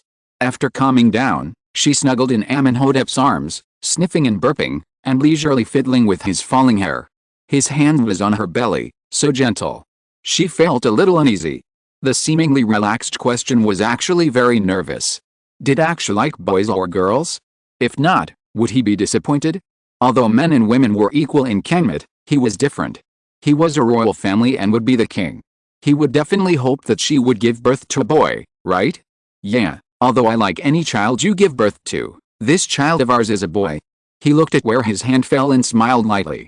The crown prince, his Yaya was really very hard-working. She got pregnant with the crown prince within the agreed time. How did you know? He said this with such certainty that Lin Ya jumped up from his arms. How could he know whether she was pregnant with a boy or a girl? Were the ancient Egyptians really aliens? Did they have X-rays in their eyes? She was thinking about random things here, and Amónhotep was still smiling softly, explaining to her, when a woman is suspected of being pregnant, the doctor will usually prescribe 2 wheat seeds, one is barley and the other is emmer wheat. He paused here and took the shallow flower pot from Ip's hand. Which of the 2 wheat seed sprouts will prove that she is pregnant? If it grows barley, it means she is pregnant with a boy, and emmer wheat means it is a girl. So Ip was so happy to talk about barley because he knew she was pregnant with a boy. But when did this flower pot get so close? Exclamation mark. Isn't there that thing in it? Question mark. Ugh. The fruit she had eaten came out of her stomach in a rush. The long-lost feeling of vomiting instantly overwhelmed her, splashing all over Amónhotep. The warm and sticky liquid flowed down his well-made pleated long skirt. He could feel it through the thin fabric. He frowned deeply and forced himself to suppress the nausea in his heart. What's wrong? Yeah. Take it away. Take it away. The overwhelming feeling of vomiting made her head dizzy. In a daze, her last consciousness was that it was over. She lost the bet with Tunia. Chapter 269 The Fox and the Little Fox. The regent princess is pregnant. It will be a boy. The kingdom once again has an heir. No, or rather, the empire. The great King Amos has conquered many cities in Asia. Kemet is no longer a kingdom in a corner, but an empire spanning 2 continents. The good news one after another made the people of the entire empire happy and crazy. When the news was announced on the Mephisto Gate, everyone looked at Lin Ya with unspeakable enthusiasm, or it was her still flat belly that could not be seen. In Lin Ya's cognition, being a pregnant woman should be a very happy thing. Aren't there many people saying that a pregnant woman is a queen who gives orders, a statue on the shrine, and can do whatever she wants, but she didn't expect that she was overthinking it. No matter what era or region, pregnancy is always a major event in life and must be taken seriously, and this time is even more so. Being pregnant has made her more things, at least at the current stage. In the minds of the Kemet people, pregnancy is a sacred thing, a gift from the gods, a pious response, so she needs to worship various gods, basically all the way from to in Memphis to Isis on Philly Island by boat. She can't help but feel tired or not. Ordinary people will never have the opportunity to enjoy this kind of treatment. This is the first child of the regent prince, and it should be taken so seriously. Although Amónhotep doesn't believe in these things, traditions must be followed, and the people's will cannot be violated. He was reluctant to torment Lin Ya's body, so he thought of a wonderful plan and asked someone to do it immediately. "You said I don't have to go to Philly Island." Lin Ya leaned under the awning next to the flower stand, slowly stuffing grapes into her mouth, watching her extremely efficient husband ask someone to dig the best variety of grapevines for her from the best vineyard, and digging holes for planting. "Well, it is said that this is the kind we eat now. It tastes good and has a high sugar content." "Well, you don't have to go, so as not to overwork you." He smiled gently, and sat down next to Lin Ya in her disdainful eyes, and put a warm hand on her belly naturally. "Didn't you say you were going? How did you do it?" "I had someone make a statue of you and had the ship take it to Philly Island." As he spoke, he leaned over and ate a peeled grape from Lin Ya's fingertips. Feeling the warmth on her fingertips, she pulled her hand out on disdain, wiped it twice on the cloth towel beside her, and moved the plate of grapes towards him. "Fox." He actually came up with such a stupid idea. "If it's not a fox, what is it?" "What?" she said in a low voice, similar to a mumble, and she said it in Chinese, so Amónhotep didn't understand. He asked again, but his hands were not idle. He picked a grape and put it in her palm. The smile in his eyes was a bit flattering. "I said, Huni." She raised her eyebrows, lay in his arms, peeled the grape in her hand, tapped his lips twice, and put it back into her mouth. "Huni? Who is it?" He felt a little wronged that he didn't get to eat the grapes, but he didn't get angry. He peeled a grape by himself, but still couldn't bear to eat it himself, so he fed it to his pregnant wife. "Of course it's the little guy in my belly. I named him Huni." She laughed, and her eyes and eyebrows were full of ill intentions. The Hu of Fox and the Ni of Fox, just like his father, he didn't understand anyway, and didn't know that she was calling him a fox behind his back. "Huni? Well, that's okay." Amónhotep really didn't expect what she meant, but he really thought about it seriously. His son, Huni, this name is also good. "Can you?" Lin Ya's smile was about to burst out of her eyes, and the corners of her mouth couldn't help but curl up. Huni, the little fox and the old fox." "Yes, you can. Of course you can." Huni was the name of the king in the ancient dynasty. Such a name is worthy of the status of the head of a country. "Then it's settled, our little guy, his name is Huni." She smiled and stretched out her little finger, with Amónhotep's unknown intention. "Is there anything wrong with this name?" Her smile was so cunning that Amónhotep couldn't help but pay attention. "Ah! Stop it!" Lin Ya suddenly yelled, which made him stunned. He thought she was not feeling well. Just when he was about to ask a few questions, he saw that the little person beside him had already run away with his skirt lifted up, and ran a few steps to the workers who were transplanting. "Your Highness, did we do something wrong?" The leading worker was very panicked, thinking that he had accidentally damaged the branches of the grapevine. No, you just need to do this.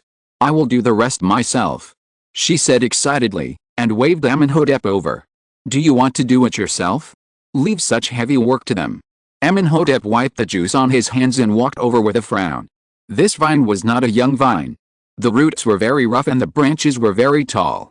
It was not suitable for her. She might hurt her body. After all, she was not alone now. "No. I want to do it myself. You help me." She refused to listen and was very stubborn. Her hand had already reached up to the grapevine. It seemed that she was going to put it into the pit dug by the workers. She definitely couldn't do it by herself. Seeing that she was about to use force, Amónhotep quickly reached out and took it, and put the root steadily into the pit. She smiled, kissed him on the face, and bent down to pick up the excavated soil from the basket, putting it in handfuls. Seeing this, he had no choice but to follow. Her Royal Highness the Princess did not allow them to do anything, and the group of workers did not dare to move. The scene under the flower stand was strange for a while. A group of workers were empty-handed, surrounding the two masters in the middle who were filing the pit. Both hands were covered with dirty mud. Although they were standing, the workers felt that this was much harder than working, because a little sweat oozed from His Royal Highness Amónhotep's forehead. Her Royal Highness the Princess seemed to want to wipe it for him, but ignored the mud on her hands. The black and yellow colors were unevenly smeared on His Royal Highness Amónhotep's forehead, and then flowed down his chin along with his sweat. The workers present said that holding back laughter was really much harder than working. The person involved, Mr. Lin, hadn't noticed yet. She patiently filled the last bit of soil on the pit, and took the water scoop from the worker's bucket. After irrigating the pit bit by bit, she noticed that her husband had been smeared with dirt on his face. Puff. Ha ha ha ha ha. This was an unkind and complacent sound. Amónhotep didn't get angry when he heard such naked ridicule, because he knew that his Yaya would never let him be laughed at with a smeared face. Sure enough, after a while, she laughed enough and picked up the wet handkerchief to wipe off the stains on his face bit by bit. Well, such soft little hands are worth getting a little mud on them. The grapevines have been planted, but his little wife is still not very honest.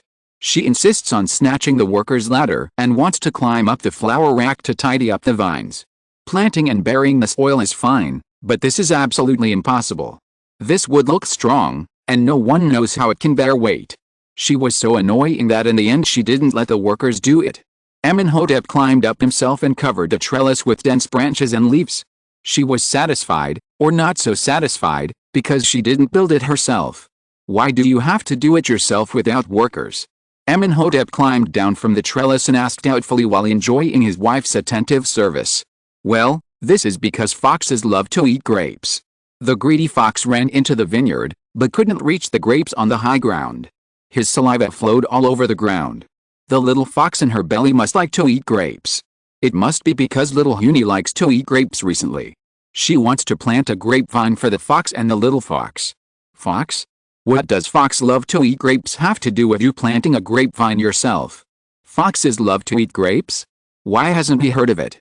Aksha, I guess the grapes from this vine will be very sweet, just like the sweetness between us, she said, watching the sunlight streaming through the gaps in the vines and falling on the leaves on the ground. Suddenly, the leaves turned yellow and she felt inexplicably sad. If one day, I am no longer by your side, when you taste the fruit of this vine, you will remember the best times we had before. Chapter 270, The Flower of God blooming in the Dendera Healing Garden. Maybe because of her pregnancy, Lin Ya always felt sad from time to time. Amónhotep had no other way to deal with these things. He could only be gentle and patient with her and let her try not to think about sad things. They finally took a boat upstream, and their destination was Dendera. Because when Lin Ya was in class with Tunia, Tunia suggested that she do this. Tunia said that Hathor was different from other gods. She gave you this child, and you should go to repay your wish. Her Majesty the Queen must be thinking about your belly, and Amon, you are his sacrifice, and you should ask for his blessing. Lin Ya didn't take it seriously. She could eat and sleep well in Memphis. A trip to Dendera would inevitably have to go back to Thebes. When she went back, she would have to participate in the sleepy and long blessing ceremony every morning. Is the bed not soft or the snacks not fragrant? Do you have to suffer this? But then one day, she woke up in the morning and changed her mind. She was going to Dendera to fulfill her vow at the temple of Hathor to protect her child. Why? She had a dream that she returned to the modern era, leaning on the sofa and watching a short video app, but today's short videos were a little strange. Why were they all about children? And they were all bad content, such as unqualified examinations, deformed children in ultrasound, and incomplete development of children. She finally woke up with tears of fright. Amónhotep comforted her all day but she was still unhappy. Finally, she made up her mind to go to Dendera to fulfill her vow, and asked for a Devorit amulet in a nearby temple. She carried it with her and even put it on her belly when she slept. She thought that the reason she had this dream was because Hathor was unhappy because she did not go to pray in person, but sent the statue to deal with the matter. Early in the morning of this day, after an effort to divine the good and bad luck of this trip in the temple of Ta, they went out and boarded a boat to the downstream. Amónhotep should have stayed, but on the one hand, he was worried about Lin Ya going to Dendera alone, and on the other hand, The supply on the front line was relatively stable now, and everything was developing in a good direction. He handed over the matters concerning the front line to his capable subordinates, and was only away for a short period of time. Before boarding the boat, there was another act that made him feel helpless. Lin Ya used the amulet of Tavaret to decide whether to take the left foot or the right foot first. It seemed that since Yael became pregnant, she became particularly convinced of these gods, all kinds of gods, and some that she had never heard of, and even got some strange accessories. Needless to say, the Eye of Horus and the like, the cross used for torture. Why did she do this? Not only did she believe in it herself, even Amónhotep could not say anything bad or useless in front of her. She was a little neurotic, but who made her his most beloved wife? He could only accommodate her. But did he even have to divine which foot to step on the boat? Yeah. These gods may not exist at all. This is your mentality. Although she didn't want to listen after he said it many times, Amónhotep spoke again, shh. She interrupted him before he finished speaking. It's better to believe it. Don't make mistakes. I don't believe it either. But I am doing this for our Huni. What if there really is a god? What if she doesn't protect my Huni?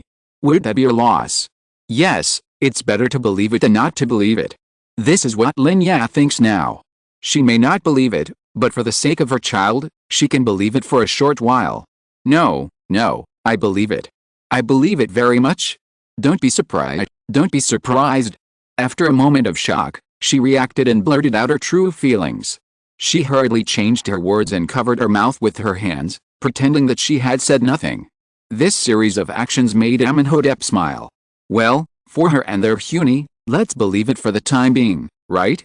The days on the ship were actually more comfortable than those in the Memphis palace, because no one urged her to study, and she could sleep as long as she wanted. Of course, all this was actually caused by her seasickness. Since she got on the ship, she looked a little listless, so Tunia didn't have the heart to urge her to study intensively. After waking up from her drowsy state again, Lin Ya called Ipe to drink 2 sips of water, and took the initiative to mention the things she needed to learn. Maybe some people are like this.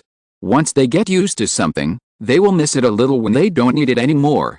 After studying, she took some time to talk to Tunia about the bet. Well, she really lost anyway, and it would not be good if she couldn't afford to lose. Tunia, I lost our bet last time. What is your request? Lin Ya paused here and continued, as long as it is something I can do and within my ability, I will definitely satisfy you.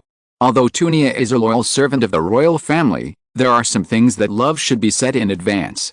Your Highness, I haven't thought about it yet. Why don't you keep this request for me first? Tunia was straightforward, open-minded, and not hypocritical. She didn't say anything nonsense like I was just joking, although she was just joking when she made the bet. Well, if you think of it one day, you must tell me, but it must be within my ability and cannot harm this kingdom. That's natural. The Temple of Hathor at dusk is beautiful, or more precisely, the healing garden opposite it is beautiful.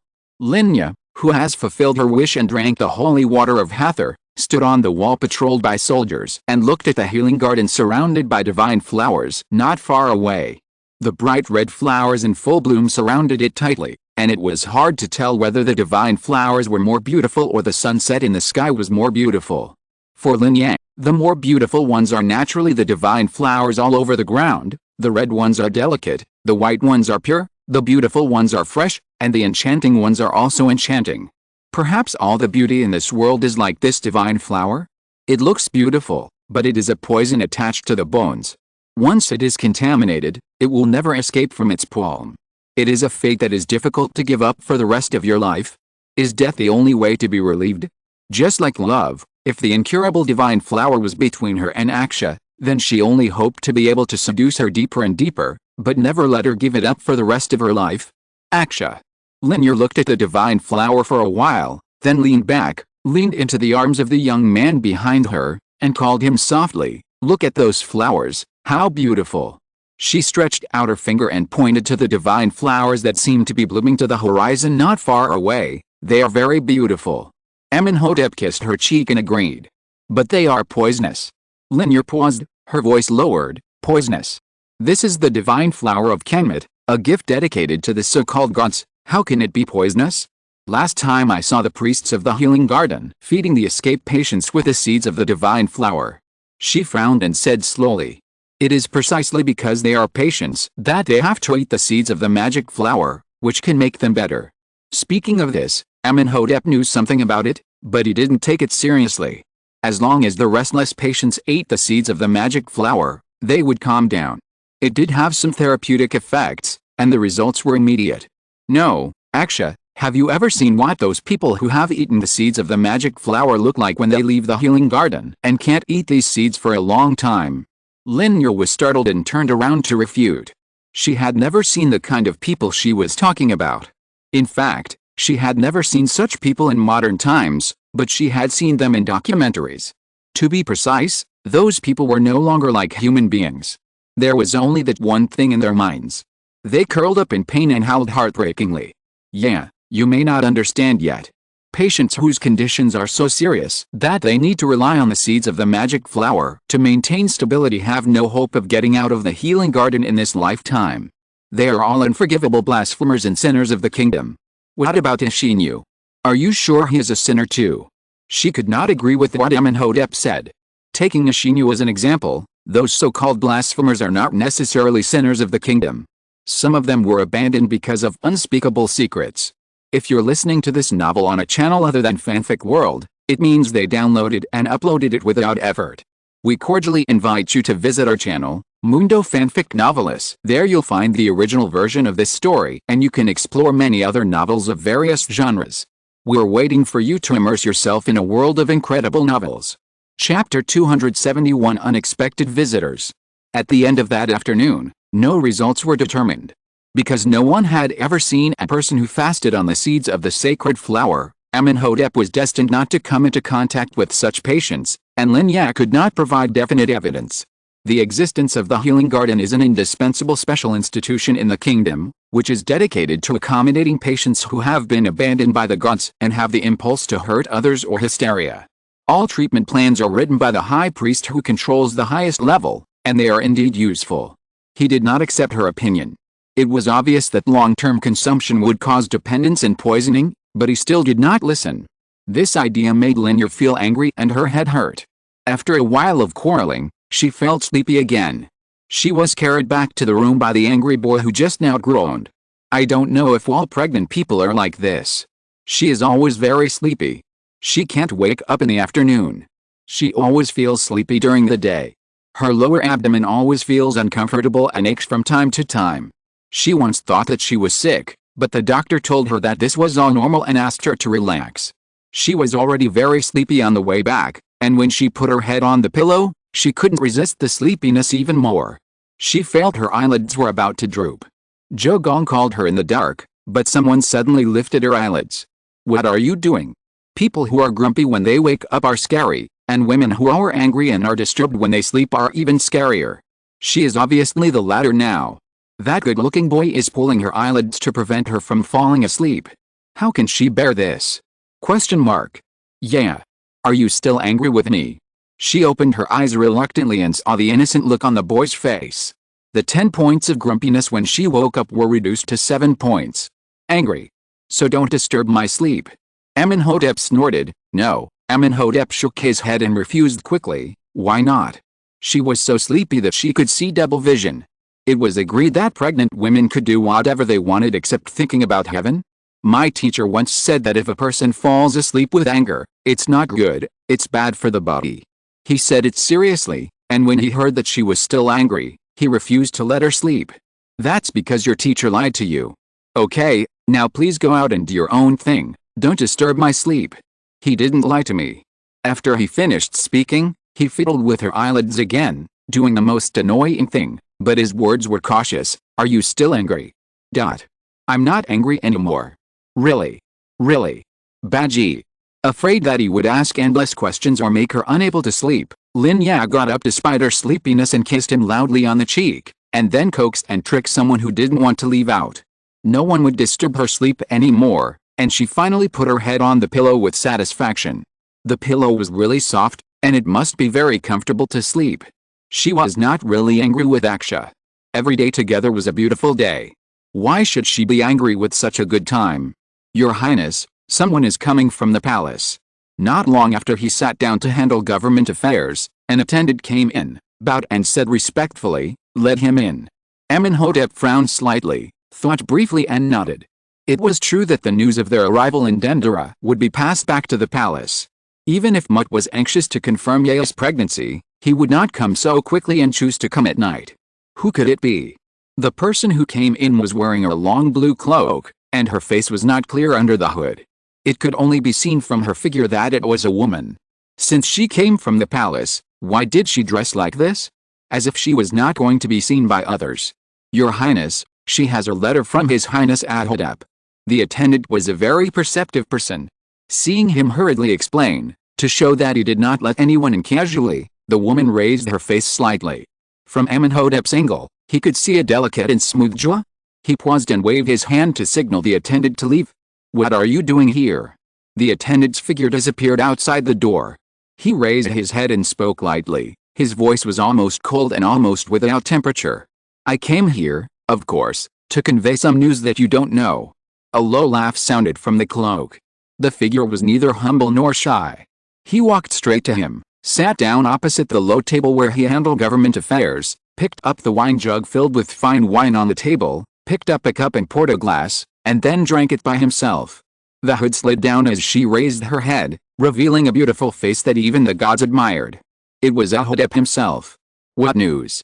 Amónhotep was obviously a little disgusted that she had used his wine jug to drink without permission, but he didn't say anything. It was fine as long as she didn't use the cup he had used. "I heard that the woman, your wife, is pregnant with a boy." Amónhotep was not in a hurry to tell the news she wanted to tell. Instead, she tasted the quality of the wine carefully before speaking quietly. Her eyebrows were slightly raised. The quality of the wine was obviously good and it was pleasing to her eyes. "What do you want to do?" Amónhotep's words made him nervous instantly. The pen he was writing with paused, and the feather on it wrinkled a little. What did she mean by asking this? Amónhotep would not forget his sister's obsession with the position of the queen, nor would he forget the cruel things she had done. By asking this today, did she decide to harm Ya? "Don't be nervous, my dear brother. Do you think the child she gave birth to will be a boy with white skin, black hair, gentleness and shyness?" She did not answer Amónhotep's question, but asked him a question. Several adjectives came out of her mouth in succession. Her eyes became blurred with these words. The wine glass came to her mouth but she did not open her mouth to sip. It flowed down bit by bit. The purple-red color looked like blood. "What do you want to say?" Amónhotep's fingers gradually relaxed, but his eyes became cold. He had guessed in his heart. "Will you name him Amon-Mesis?" "I won't. He is my son. His name is Huni. Not Amon-Mesis, and never. It doesn't matter. As long as he is a boy like that, it's fine."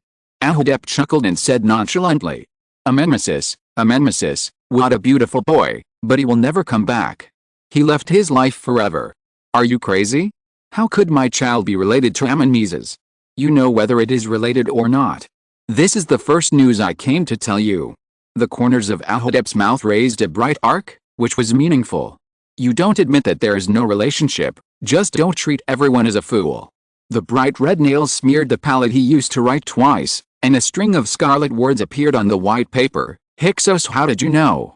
At this point, there was no need to say any other sophistry. She clearly knew what she wanted to see him today. If it was still the ridiculous position of the queen, the corners of his mouth also bloomed a cold smile. He was Amónhotep, the son of Amos, and he would never accept threats from anyone. "Don't look at me like that, my brother. This is related to the second news I came to tell you today." Facing Amónhotep's dangerous look, she was not afraid at all. Instead, she used her dirty hands stained with paint to touch the name he had signed, making the string of characters blurred. "Good news, my dear brother, Amos, and I have a sister, and you have a sister." The smile on her face became provocative and ostentatious. "The daughter of the Minister of Finance Rhea, who came out of nowhere, is now proven to be our sibling. Her name is Melitamen. You are so smart, guess how I know the bloodline of your wife, my dear brother? Melitamen's hidden identity, did you guess it right? My? Question mark. Finally wrote one of the foreshadowings, so happy, he ha ho ho ha ho he. Chapter 272. Erhomas Melitamen. The daughter of Finance Minister Rhea, who was imprisoned before, refused to admit that she was not the biological child. Melitamen was actually the flesh and blood of King Amos and Queen Nefertari. Such a huge news shocked the entire Thebes residents. How could it be possible? The royal bloodline would also have such a flaw? The princess would also be exiled to the people? Then Circe stole the queen's child. Such a felony is not enough for her to die 100 times. But the final outcome was unexpected by all citizens. As a mother who lost her child for no reason, Her Majesty the Queen, who had suffered for more than 10 years, chose to forgive Circe, forgive the criminal who stole her child, and pardoned her, allowing Circe to return to Abi's manor for recuperation and be released from prison. What is the rhythm? This is hard to explain. Doesn't every mother hate the person who stole her own flesh and blood? Why did Her Majesty the Queen choose to pardon in the end? The citizens pondered over this answer for a long time, but could not come to a conclusion. In the end, they only felt that Her Majesty the Queen was kind and treated her enemies so well. After all, it was impossible for them to ask an insider. These were all royal secrets. Who dared to ask? Lin Ya was also confused. What was going on? Militiamen turned over?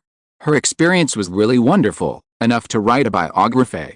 First, she was the child of the concubine of the Minister of Finance. Later, the main wife died and she became the child of the main wife. Later, it was not right. She was picked up by the concubine. At the same time that everyone sympathized with her for having to return to her original state after more than 10 years of affluent life, she turned over a big turn and became a princess. A direct descendant of the god Amon, an orthodox royal princess with the holy blood of Horus flowing in her body. This is really wonderful, too wonderful. In the end, after worshipping the god Amon, the god Amos mysteriously pulled Lin Ya to a corner to answer her questions. Have you heard? Your stupid sister is now my sister. Amos's expression was equally wonderful when he said this to her, with disgusted gossip written all over his face. I heard about it. What's going on? Did she say that she was not born by Circe, but was picked up from somewhere? Lin Ya also came over, echoing the atmosphere created by Amos, and whispered mysteriously, do we have to talk about it like thieves? Of course. Amos straightened his expression, and then his expression was hard to describe. I forgot to tell you, that Militiamen has now become a priestess of the temple, and because she is now in great favor, many people are trying to curry favor with her. Maybe it's to make up for the suffering she has endured over the years. Mut loves her so much that he didn't want to change her name and gave her a prefix. Now her full name is Amos Militiamen. Bah! Does she deserve to have the same prefix as me? If we don't do it like thieves, it will probably reach Mut's ears at night, and we will both be punished. She glanced at Lin Ya's belly with a gloomy look. Little Huni can't protect us either. This is too scary. Is it so dark? I tell you, I didn't expect that she was my sister.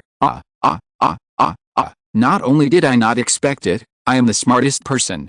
In fact, who could have thought of it? Amos glanced at the people left and right, pulled Lin Ya under the statue where they always whispered, and whispered to her about the whole thing. It was not long after they returned, because Rhea was still a very favorite subordinate of Amos. Although the person involved said that he would not pursue it, the investigation has never stopped.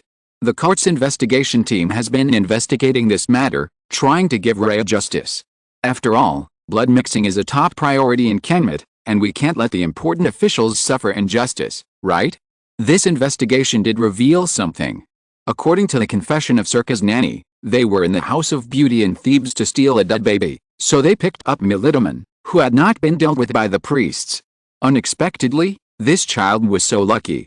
She was clearly not breathing when touched, and the priests all judged her dead, but she woke up within an hour after being brought home. Although her breathing was very weak, her crying was pitifully thin, and her size was very small, not much stronger than a kitten. No one thought she could survive at that time. Circe just said at that time that if she died, she died. She had never thought of picking up a living child. But she was really very motivated. She was full of the breath of life in just a few hours. Circe didn't say anything when she saw this. Her original intention of faking pregnancy was just to marry Rhea. As long as she had a child, whether it was alive or dead, it didn't make much difference to her. But this child survived, and a living child is always much better than a dead one. That's what she thought and did. She gave Militiamen a good life for 19 years and a second life. That year, the war achieved a phased victory. Nefertari's husband and brother Amos captured the Hyksos capital Avaris.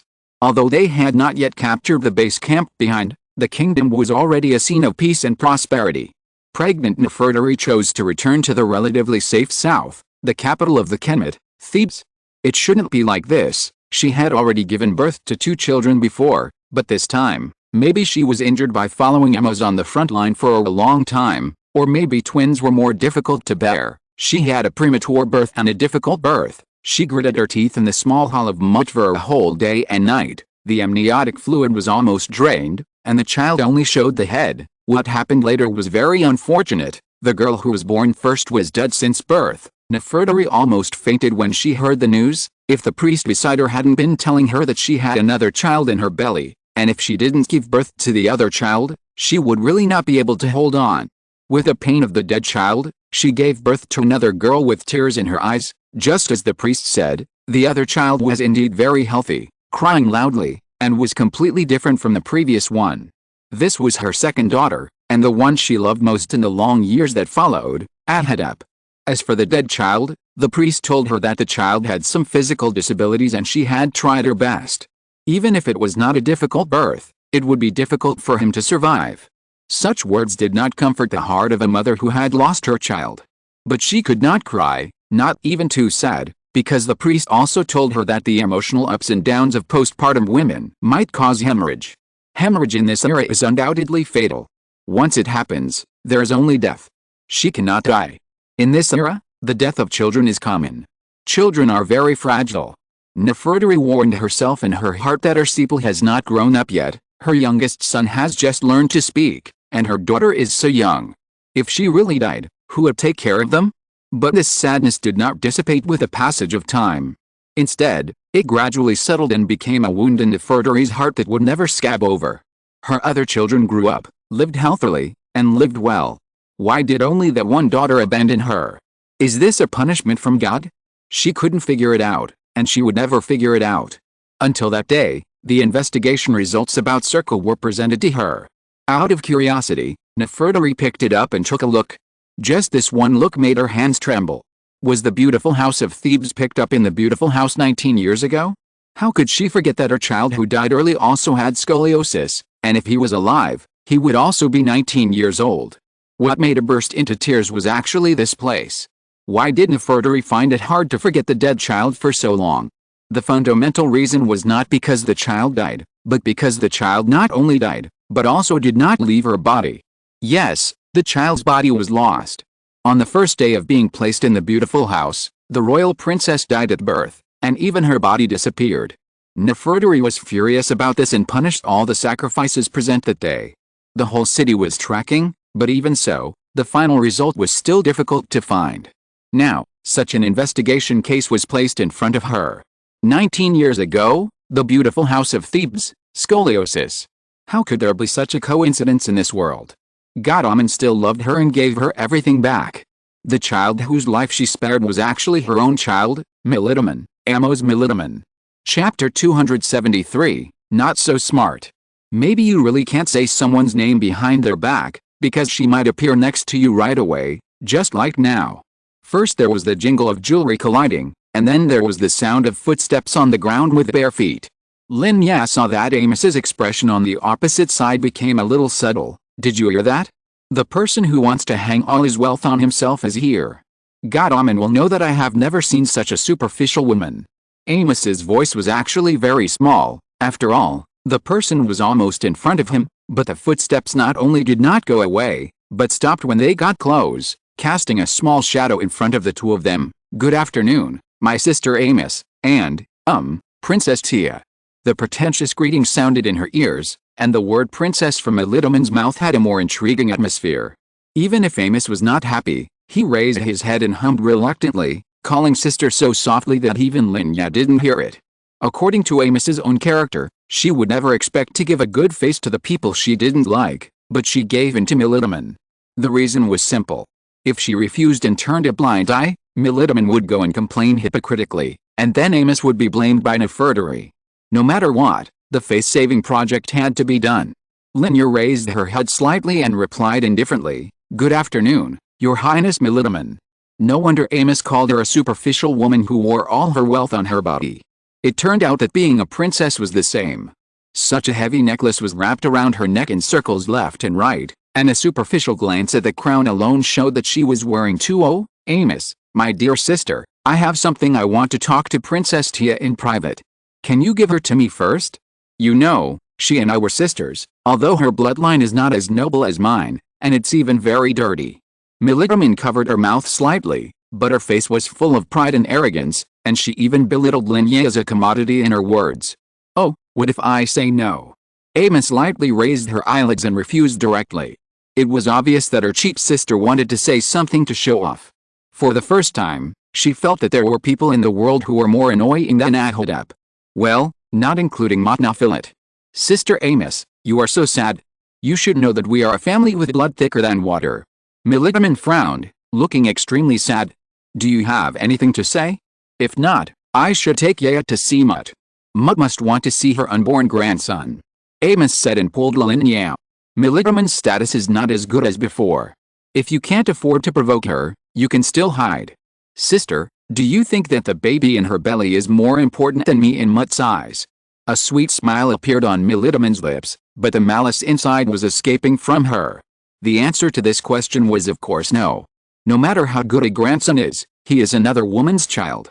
How can he be as important as his own lost and found daughter? Amos narrowed his eyes and protected Lin Ya behind him with his backhand. Tia, you know? I really envy you. Militamin smiled and took a few steps forward, her eyes full of confusion. Why are there always so many people around you who want to protect you? Now even my sister who is related by blood is standing by your side, but now, I no longer envy you. Because there is also someone who protects me like this. She holds enormous power in this kingdom. If she wants you to die, you will not live. Looking at Lin Ya's slightly changed expression, she squeezed out a trace of strange breath from her throat. Don't be nervous, I don't want you to die now. You should be glad that your story involves so many innocent people. You said that if I go to Her Majesty the Queen now, oh, no, it's my Mut, and I tell her that I want to marry my noble and handsome third brother and be his main wife, do you think she will agree? The arc of her mouth became bigger and bigger, and finally she looked a little crazy. Militamin has been suppressed for too long. Why should she lie as Tia's foil for so many years? Everyone she likes falls in love with Tia, and she is not as good as her in everything? Now she finally knows that these are all from God's training. She passed the test, so God Amon gave her back all the best things in the world. Militamin is also coveting her husband? Want to be the main wife? And want her to die? Lin Ya also had a sneer on her face. Did she think that if she said yes, Aksha would have to marry her? How could she be so shameless? Lin Ya herself was not a person who would swallow her loss. She wanted to retort, but her shoulder was hit hard. The pain that came instantly made her cover her shoulder with her backhand and look at the other person who suddenly came in front of her. Hasn't anyone told you that if you are pregnant you shouldn't cause trouble outside? The cold words came out of the delicate red lips, and the corners of the eyes and eyebrows of the visitor were gorgeous. Sister Amónhotep. The smile on Militamin's face changed instantly, and it was completely sincere. She stretched out her hand, as if to pull Amónhotep's arm and pull her to her side, but Amónhotep dodged back. I don't like people touching me. Although these words didn't sound good, they were undoubtedly much better than the attitude when she spoke to Lin Ya just now. When she said this, Militamin was not annoyed. Her eyes narrowed because of joy, as if she was used to it. Teacher Tantaman is giving a class in the room of life. Are you going? Amónhotep's words were still light, but this casual invitation made Militamin smile and nod repeatedly. Then let's go, don't waste time.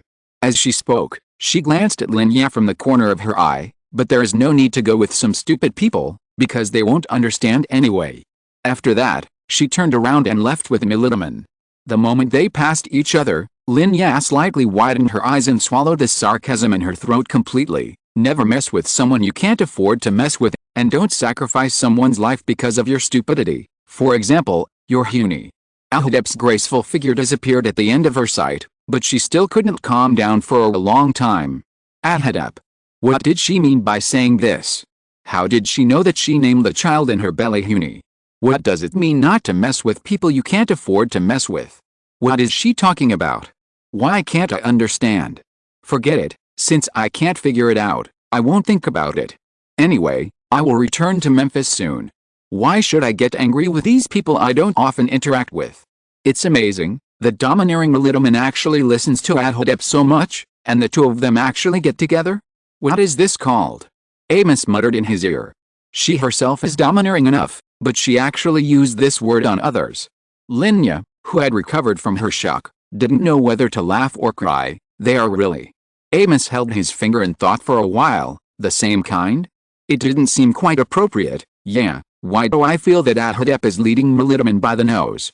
I think so too. Lin Ya nodded in agreement. Amos was right.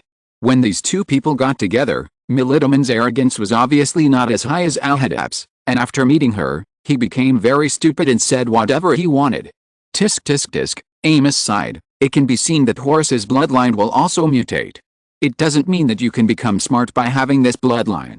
Melitaman is really not very smart. Chapter 274. He is at peace. Nefertari was not very enthusiastic about Lin Ya's belly, which was not something that could not be understood, because this was not the child she hoped for. In her eyes, without the purest bloodline of Horus, this was not the child she expected. Lin Ya did not care. Her child would naturally be loved by his parents, and other people, no matter who they were dispensable. I heard that my son was afraid that you would be troubled, so he made a statue for you and sent it all the way to Philly Island for pilgrimage. Yes, Mutt. Nefertari's aura was too strong, making everyone around her bear an invisible pressure. Lin Ya was okay with this. Although she was not stupid enough to really regard Nefertari as a modern mother-in-law, she was not too afraid of Nefertari. She knew clearly what kind of situation she was in now. The royal power should not be despised, but if she kowtowed, it would be too self-degrading. Just treat it as a normal question and answer. It's too disrespectful to have a statue replace you, so forget it. Nefertari sat quietly on her golden throne and said indifferently, "This is." Lin Ya didn't quite understand what she was saying to her now, but instinctively heard that it was not a good intention. Disrespectful? What's disrespectful? After she came back this time, she finally knew how to hold the ceremony of summoning the sun without the participation of the king, and why the kings of all dynasties would offer a statue of themselves in the temple, so that the statue could perform their duties and ceremonies on their behalf when they could not get away. Now Aksha's mother came to tell her that this was not pious enough. Did she forget the poor statue that went to work for Amos every morning? Complaints aside, Lin Ya had no way to refuse Nefertari's words. After all, this was not something unacceptable. She had made a decision when she said it, and she just needed her unconditional obedience. I will go and pay respects to the gods myself.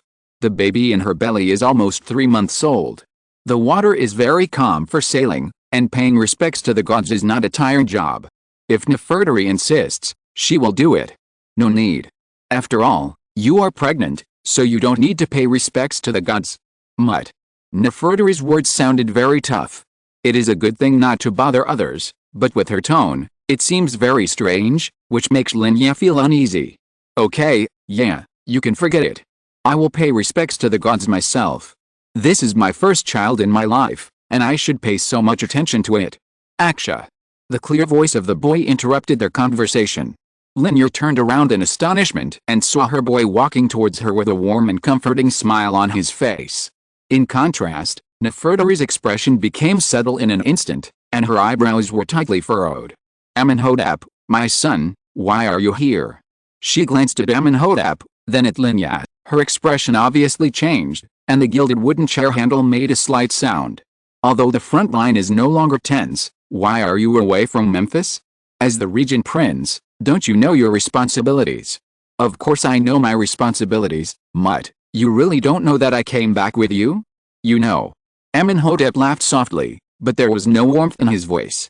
Why do you treat my pregnant wife like this when I'm not around? Why did I come back? Isn't it because of this? The meeting between mother and son should have been an exceptionally warm scene, but now it has become tense, and the air has solidified. My son, is this your attitude towards your own Mutt? Tell me, how did I treat your pregnant wife? Or? Let her talk about it. Nefertari laughed in anger, her voice suddenly sank, and she looked at Lin Ya on the side with a heavy sense of oppression, but Amónhotep moved his feet slightly, and stood in front of the girl. He turned around, comforted Lin Ya a few words, and then turned back. Huni is my child, the first son of my only wife.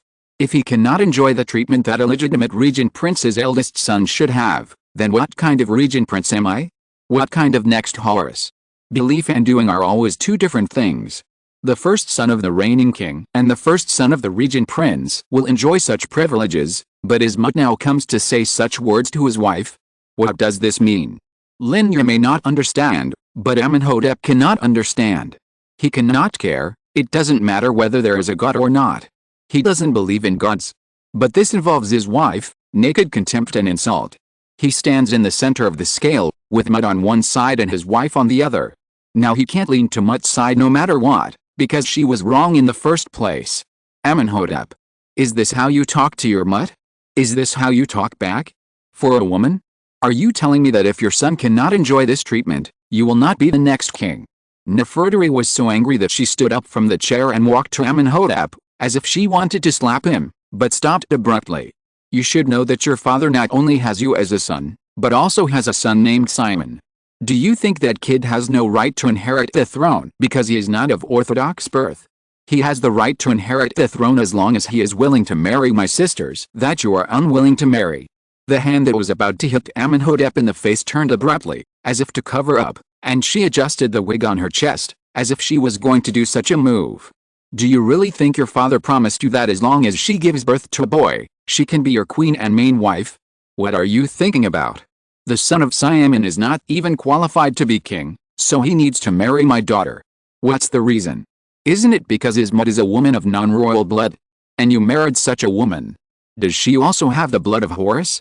No, since she doesn't, your child, what was his name? Huni, will never have the possibility of ascending the throne. If he wants, the conditions will be the same as those of Simon's son now. So, you must marry one of your sisters. Nefertari's voice became slow and steady. I'm not afraid of your wife hearing that you said before that Amónhotep is not suitable to be your queen, and Amos has someone he loves. Now, I can give you a new choice, my lost daughter, your sister who has the same blood as you, Amos Milidaman. What do you have to say this time? With every word Nefertari uttered, Lin Ya's heart tightened, and her heart kept sinking in her chest. Lin Ya understood what Nefertari meant. The reason why she could marry Aksha was because he and Amos had an agreement that she would give birth to a boy as the heir to the throne. She may have done it to some extent now. But it was not enough, far from enough, because she was not a member of the royal family, not a person with the same blood as him. So what Milidaman said today was not entirely a threat and intimidation, it could be a reality. You are wrong. I will not marry any of them, whether it is Amónhotep, Amos, or Milidaman. If anyone tells me while I am in power that your son does not have pure blood and cannot be the monarch of Kemet, I will use my fist, my dagger, my bow and arrow, and his blood to tell him what pure blood is. A warm big hand held her tightly clenched small hand. His sonorous words and his unhesitating actions were reassurances one after another, wrapping her heart, no longer in danger, no longer confused and uneasy. You have to think it through. Nefertari became anxious again, her eyes were blood red. I think it through very clearly. Yeah, say goodbye to Mut, we will return to Memphis tonight. He took Lin Ya's hand and said without turning his head, goodbye, Mut. Lin Ya's face was not very good either. She paused and said goodbye to Nefertari hesitantly, I forgot to say, Mut. Amónhotep turned his head slightly at the door, and his silhouette was exactly the same as Amos. His aura was infinitely higher. Nefertari saw the shadow of Amos in him in a trance. That was the appearance of the ruler of a country. We won't go to pay homage to the temple. If my son can't, then from now on, such a custom can no longer appear among all the people of Kemet.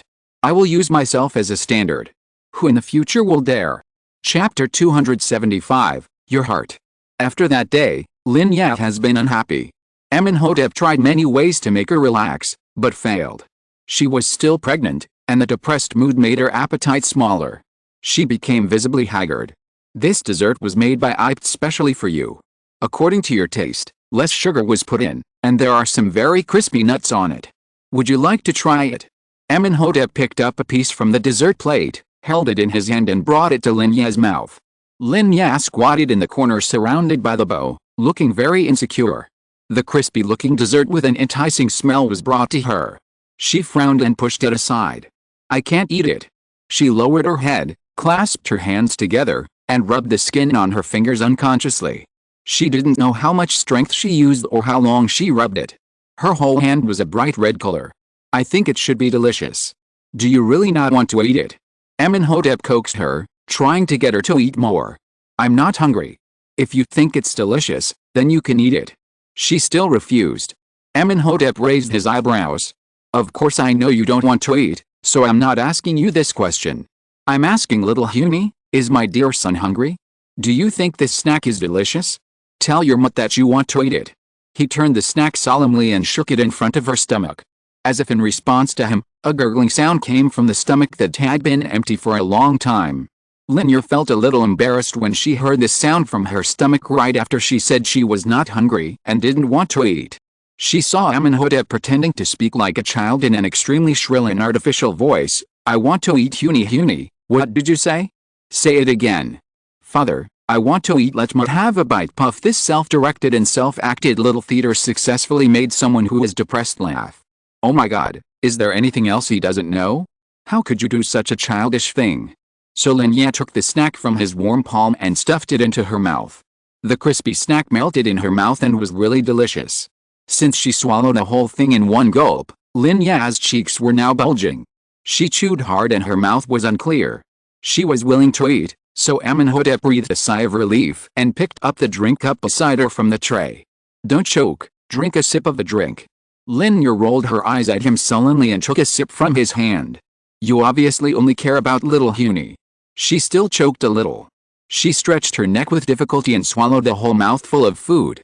Amónhotep waited patiently for her to finish eating before picking up another one and handing it over to her, saying with an apologetic smile, No, I care most about little Huni's mutt.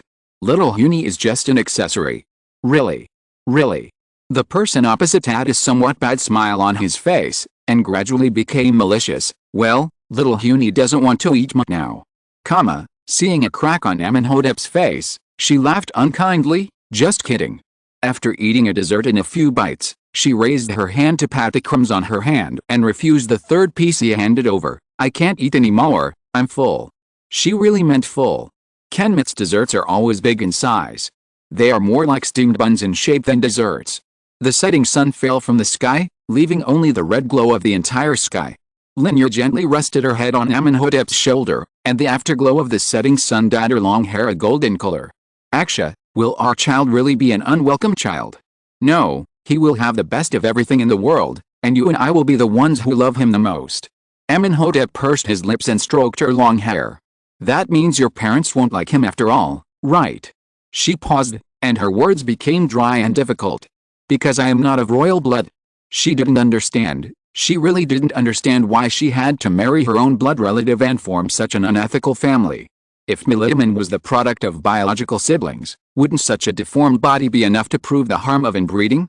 Yeah, don't worry about those things. You once said that no matter who doesn't like our child, he will always have his biological parents to love him. Amónhotep held her face with his hands, smoothed her frown and the mist in the corners of her eyes with a look of heartache. But, they are his biological grandfather and grandmother, aren't they? Huni will be my baby, but in the eyes of others, he is an unblessed person with impure blood. She couldn't go on here, and her voice became choked. Which parent doesn't want their child to be accepted by others, and which parent wants their child not to be blessed? She was very panicked, very panicked. The matter of the child was just one of them. Nefertari was forcing him to marry a sister, maybe Amónhotep or Militiman. Yes, he could choose to refuse. She wanted to believe him and not think about anything. But as Nefertari said, if he didn't want to be the regent prince, it didn't have to be him. Her existence might delay him and cause him trouble. For the stability of the kingdom, he might really need to marry another woman. She didn't want to be so selfish and ask him to give everything for her and sacrifice everything else. But if she had to say, go marry someone else, how could she, who loved him so deeply, speak? She didn't want to speak, and she couldn't speak. Even if all these sweet times were stolen, even if he would speak to her like this one day, she would be willing to be the abandoned one. Yeah, father and mother will always accept him. If not, he will live his life happily. We all need to understand one truth. A person should live for his own will, not for the approval of others.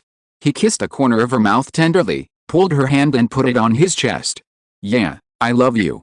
You don't have to worry about my betrayal. I will never betray our love. My heart beats in my chest, but it no longer belongs to me. It belongs to you. It belongs to you completely and can't let go of anything else. You will be my queen, the only queen. Our children will inherit my position and rule this vast land. Even if everyone does not recognize you, I will use absolute force to make them surrender." His powerful words echoed in her ears. The heat coming through the thin clothes and the beating hard in her chest made Lin Ya feel that her heart stopped beating for half a beat. He said that his heart completely belonged to her. He said that he would never betray her. It turned out that there was no need to mention all of this. He understood it all. "Thank you, I love you, and my heart also belongs to you completely."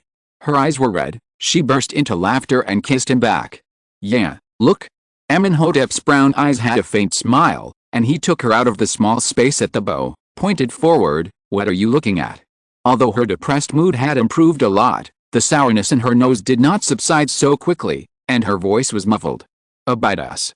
At the end of her sight, a long wall appeared, and from here she could vaguely see the murals of gods in white clothes and green faces. What's wrong with Abydos? She still didn't quite understand. "Aren't you a good friend of the wife of the little priest of Osiris's house of beauty? Let's go visit them." The smile on Amónhotep's face was so doubting that Lin Ya paused for a moment, and she was completely overwhelmed by the emotion. He said he would accompany her to Abydos to relax. But he was so busy. "No, let's go back to Memphis. There are still many things to do." He was considerate, but she couldn't help but think about him. "It's okay, it's just a few days." Amónhotep said it easily, which made Lin Ya's heart waver a little. "That day? Just stay for one day." "Okay." End of this chapter. Thank you very much for reaching the end. Don't forget to like. Looking for more exclusive content and immediate access? Subscribe to our Patreon. Remember, every like, subscription, or donation encourages us to continue. Thanks to everyone. See you in the next video.